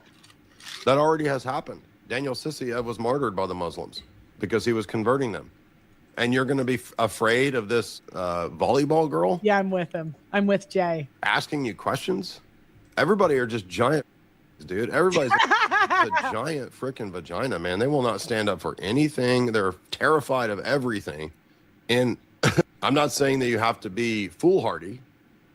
And then everybody wants to pretend that they're monastics. I don't understand this. Like, everyone suddenly becomes this pacifist Eloi monastic when these topics come up. And it's almost always laity who are like, oh, this is so damaging to the spirit of orthodoxy. That's funny. Okay, this is kind of funny. The phronema, the spirit of orthodoxy. It's always the spirit of orthodoxy that is supposedly just being a total doormat, being a complete passive-aggressive, just weirdo. If St. Ambrose Christianized the classical virtues in his writings, then how can you argue that cowardice is somehow Christianity? And I guarantee he's cooking. you, 90% of the people who piety signal and talk about how these things are bad, they're actually cloaking their own insecurities and cowardice under a cloak of pacifism and piety. Let's see what her questions actually were here. So Pearl is basically a pagan. Okay, so this is where Christians, I'm just helping you out because I do think some of you are well-meaning, but I do have a chart. She's admitting she's not Christian, right? She doesn't even identify as it, right? For you, which talks about why you guys are particularly insufferable. And this is part of... Pearl, are you insufferable? Pearl, are you insufferable? The chart, which let me go to this video. Let me pull it up. Which is, you can, if you Google the Christian circle... look, a chart. You know what's insufferable? You with a whiteboard with markers with a red stage curtain. Pearl, stop. Go sew a quilt. Do something. Gaslighting, you can watch it. But I wrote on this board why she wrote on the board. Christians are particularly insufferable. And because they go through the circle of gaslighting, which starts with being right. They want to be right. They discredit my interviews and they say I just interviewed the wrong people, the wrong race, the wrong social class. Then they try to discredit me. And that's where Jay Dyer is in this compilation, is he's saying, oh. So wait a second. It's gaslighting to say, Pearl, you're insufferable and you have no authority and no position to critique any other positions? Is that what? And this is where... Yeah, I'll be done at 2. You guys are particularly insufferable. I am better than you, therefore I'm more moral, yada, yada, yada. Yeah, so he's going to go down that route. So let's keep going, I bet. Has no knowledge of anything. Okay, now now they go into the I am smarter than you. So then they which goes under the discredit. So then they just... The irony is that she's discrediting Jay's position without even listening to it. Hey, Pearl, are there people who are generally more knowledgeable, let's say, of orthodoxy or church history or scripture than other people? Yes. Oh, discrediting. They bark Bible verses and say, do you know, I know the Bible verse. Do you know the... No, that's Protestant. Bible verse. See, that's insufferable. That's not what he's talking about. That's insufferable. And I don't mean this as an attack. I don't mean this to be like me. I really think I have no... I'm there to interview you. So, like, if they're going to bark... I can't even listen to her. I actually have to wrap the stream up. I can't even listen to her. I think we should basically put Pearl in a cage, and then people who commit, crime, theft, maybe some aggravated assault, they have to go into a pit, and then they undo the cage, and Pearl comes out, and they have to defend themselves against her. That's what I think we should do with Pearl. You know what I mean? How do I start working with, I feel like, who's that one cartoonist? Total degen, though. His cartoons are wild, though. What is his name? Meat Canyon. Did Meat Canyon do a Pearl thing? I mean, I think it's time. I would really appreciate it. Yeah. Like a Rancor, yeah. Yep. Totally. Yeah, hit the goal. You guys, I got to go in 10 minutes. Let's hit the last goal. Send me off. Send me off on having a good day, folks. It's hard out. It's hard out here in these streets, you guys. Yeah, Meat Canyon. Yeah. She needs to be like in a cage. Yeah, like in a cage, and then she gets let out. Like you know what? You could make it really funny, like all of the illegal migrants who do all the terrible things to young women. They get sent down into the pit. That would be great. Billy won. $50. I'll learn it. That's my rate. Thank you for stopping, Pearl. You're welcome. Yeah. Gulag, Pearl. 3. That's rough. Pay $5. That's not going to do it. The pit of despair. The pit of despair. Anyway, let's get those 7 last chats. I can't listen to her anymore, so... But I did get something good out of this today. I got that one dude who was talking to Erica Kirk and trying to do weird end of times theology. That's good that guy's on my target list. That's good. Great work there. So I'll be following up there. I'll try to get him up on a debate. He seems really mouthy. He seems to really like what he's saying. So maybe he'll jump on. Joey Pyle comes in with a big $100. Thank you, Joey Pyle. Much love to Joey Pyle. Thank you so much, sir. Really appreciate that.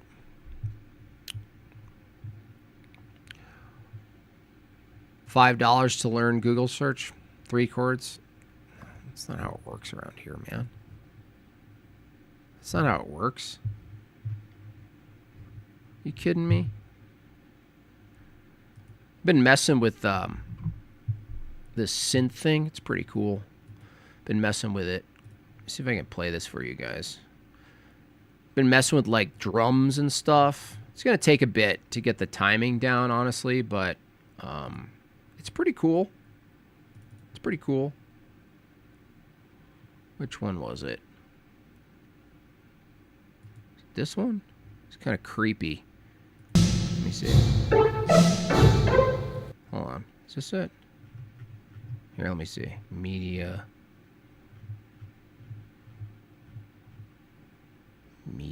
3. Let me see.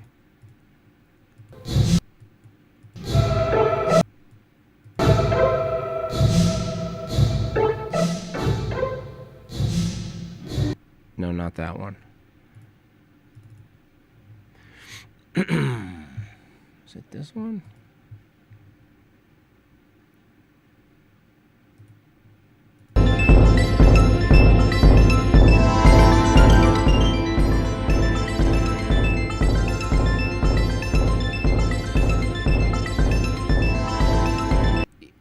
I'm trying to come up with like some themes that I can use on an exercise bike.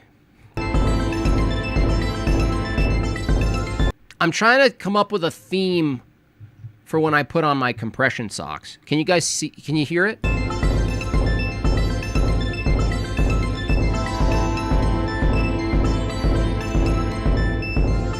Right? Is that Tony's music? No, I'm inspired by Tony though. Tony's my muse. Tony's my muse. Wait, that's not even the one I wanted to show you though. Billy 1 Bro, if not, thank you for your service. Thank you so much. 6 left, couple minutes. This one's kind of darker.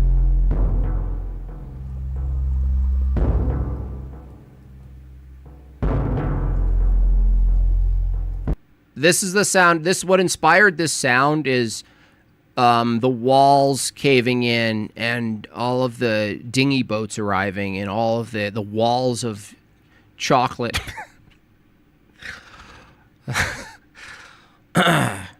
the waves of chocolate spilling over the walls.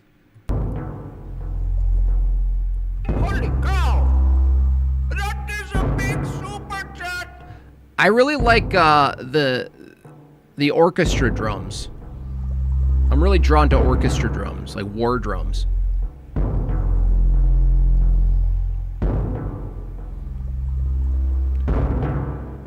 It's like dark.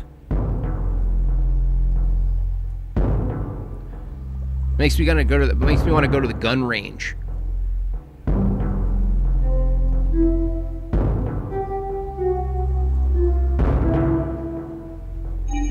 Predator.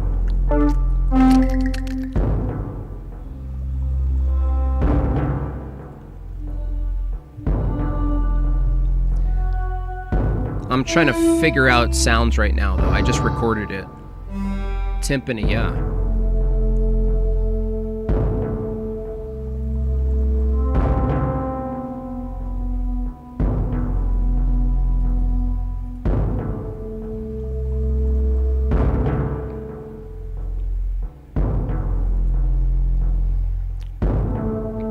I see that the worker is unlocking the chains to Pearl in the dungeon.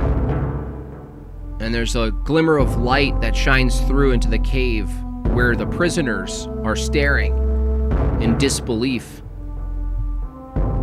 Unknown to them what's about to come forward at them. And Pearl, hunched over, with still some chains on her, but unlocked, steps into the light. And with a couple of pools of saliva that fall to the ground, and you can hear them hit like a sack of potatoes, she shows her teeth and her gums.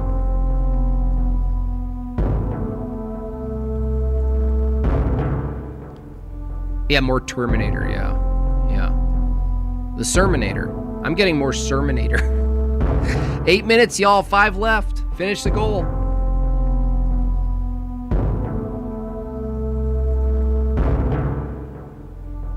Pearl Rancor animation tax. Oh, it's tempted. Pearl Rancor.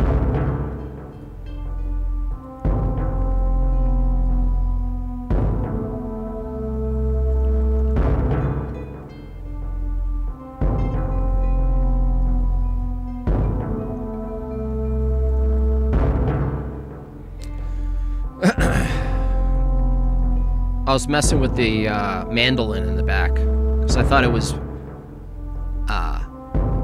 juxtaposed. And I was like, mandolin's not working, so I connect my guitar up.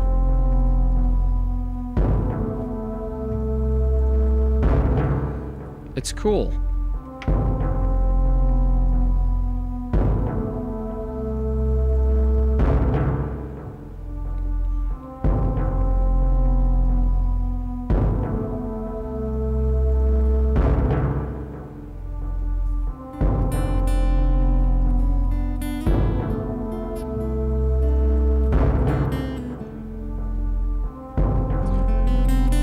I'll send you to someone. I gotta go.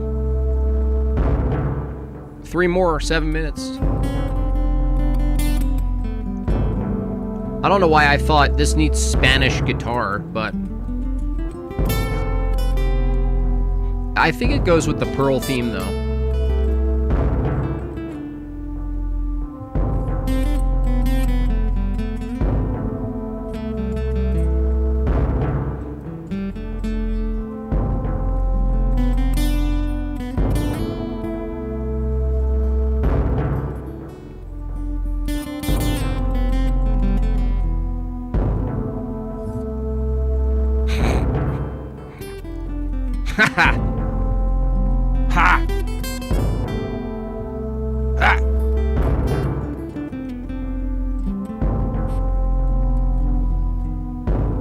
Pearl boss music, yeah, exactly.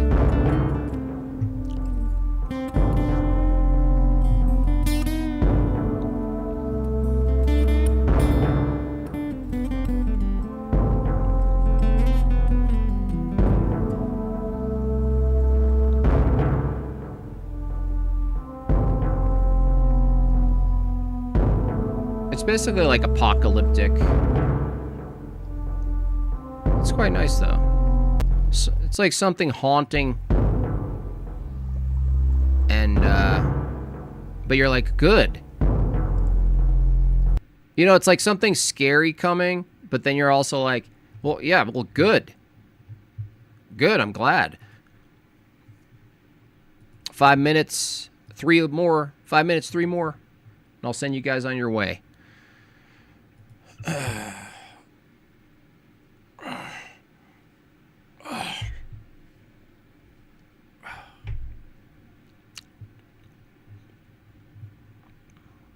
Be an Uber driver and only play horrifying end times music. I love it. That's a really funny idea. And they're like, can you change the station? And you somehow code your stations that it's always like something equally dark and dystopian. Like, what? What's the problem?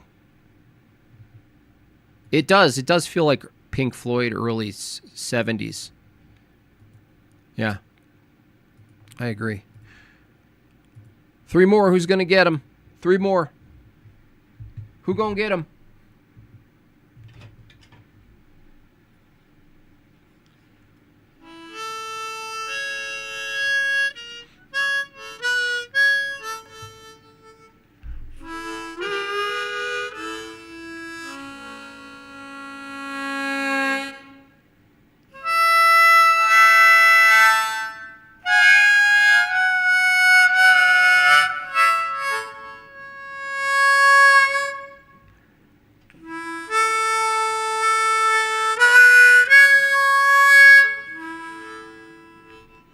Thank you, Suzanne.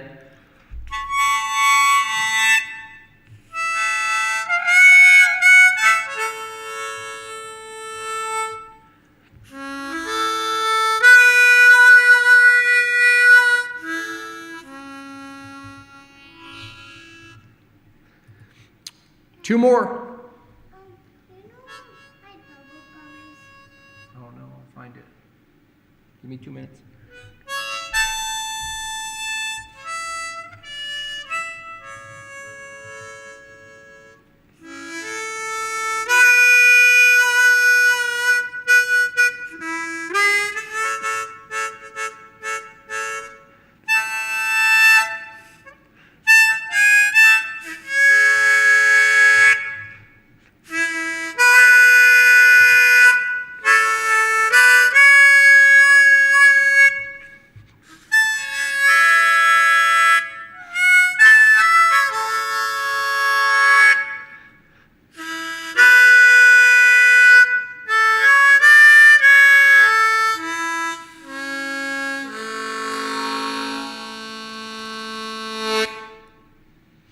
Thank you very much.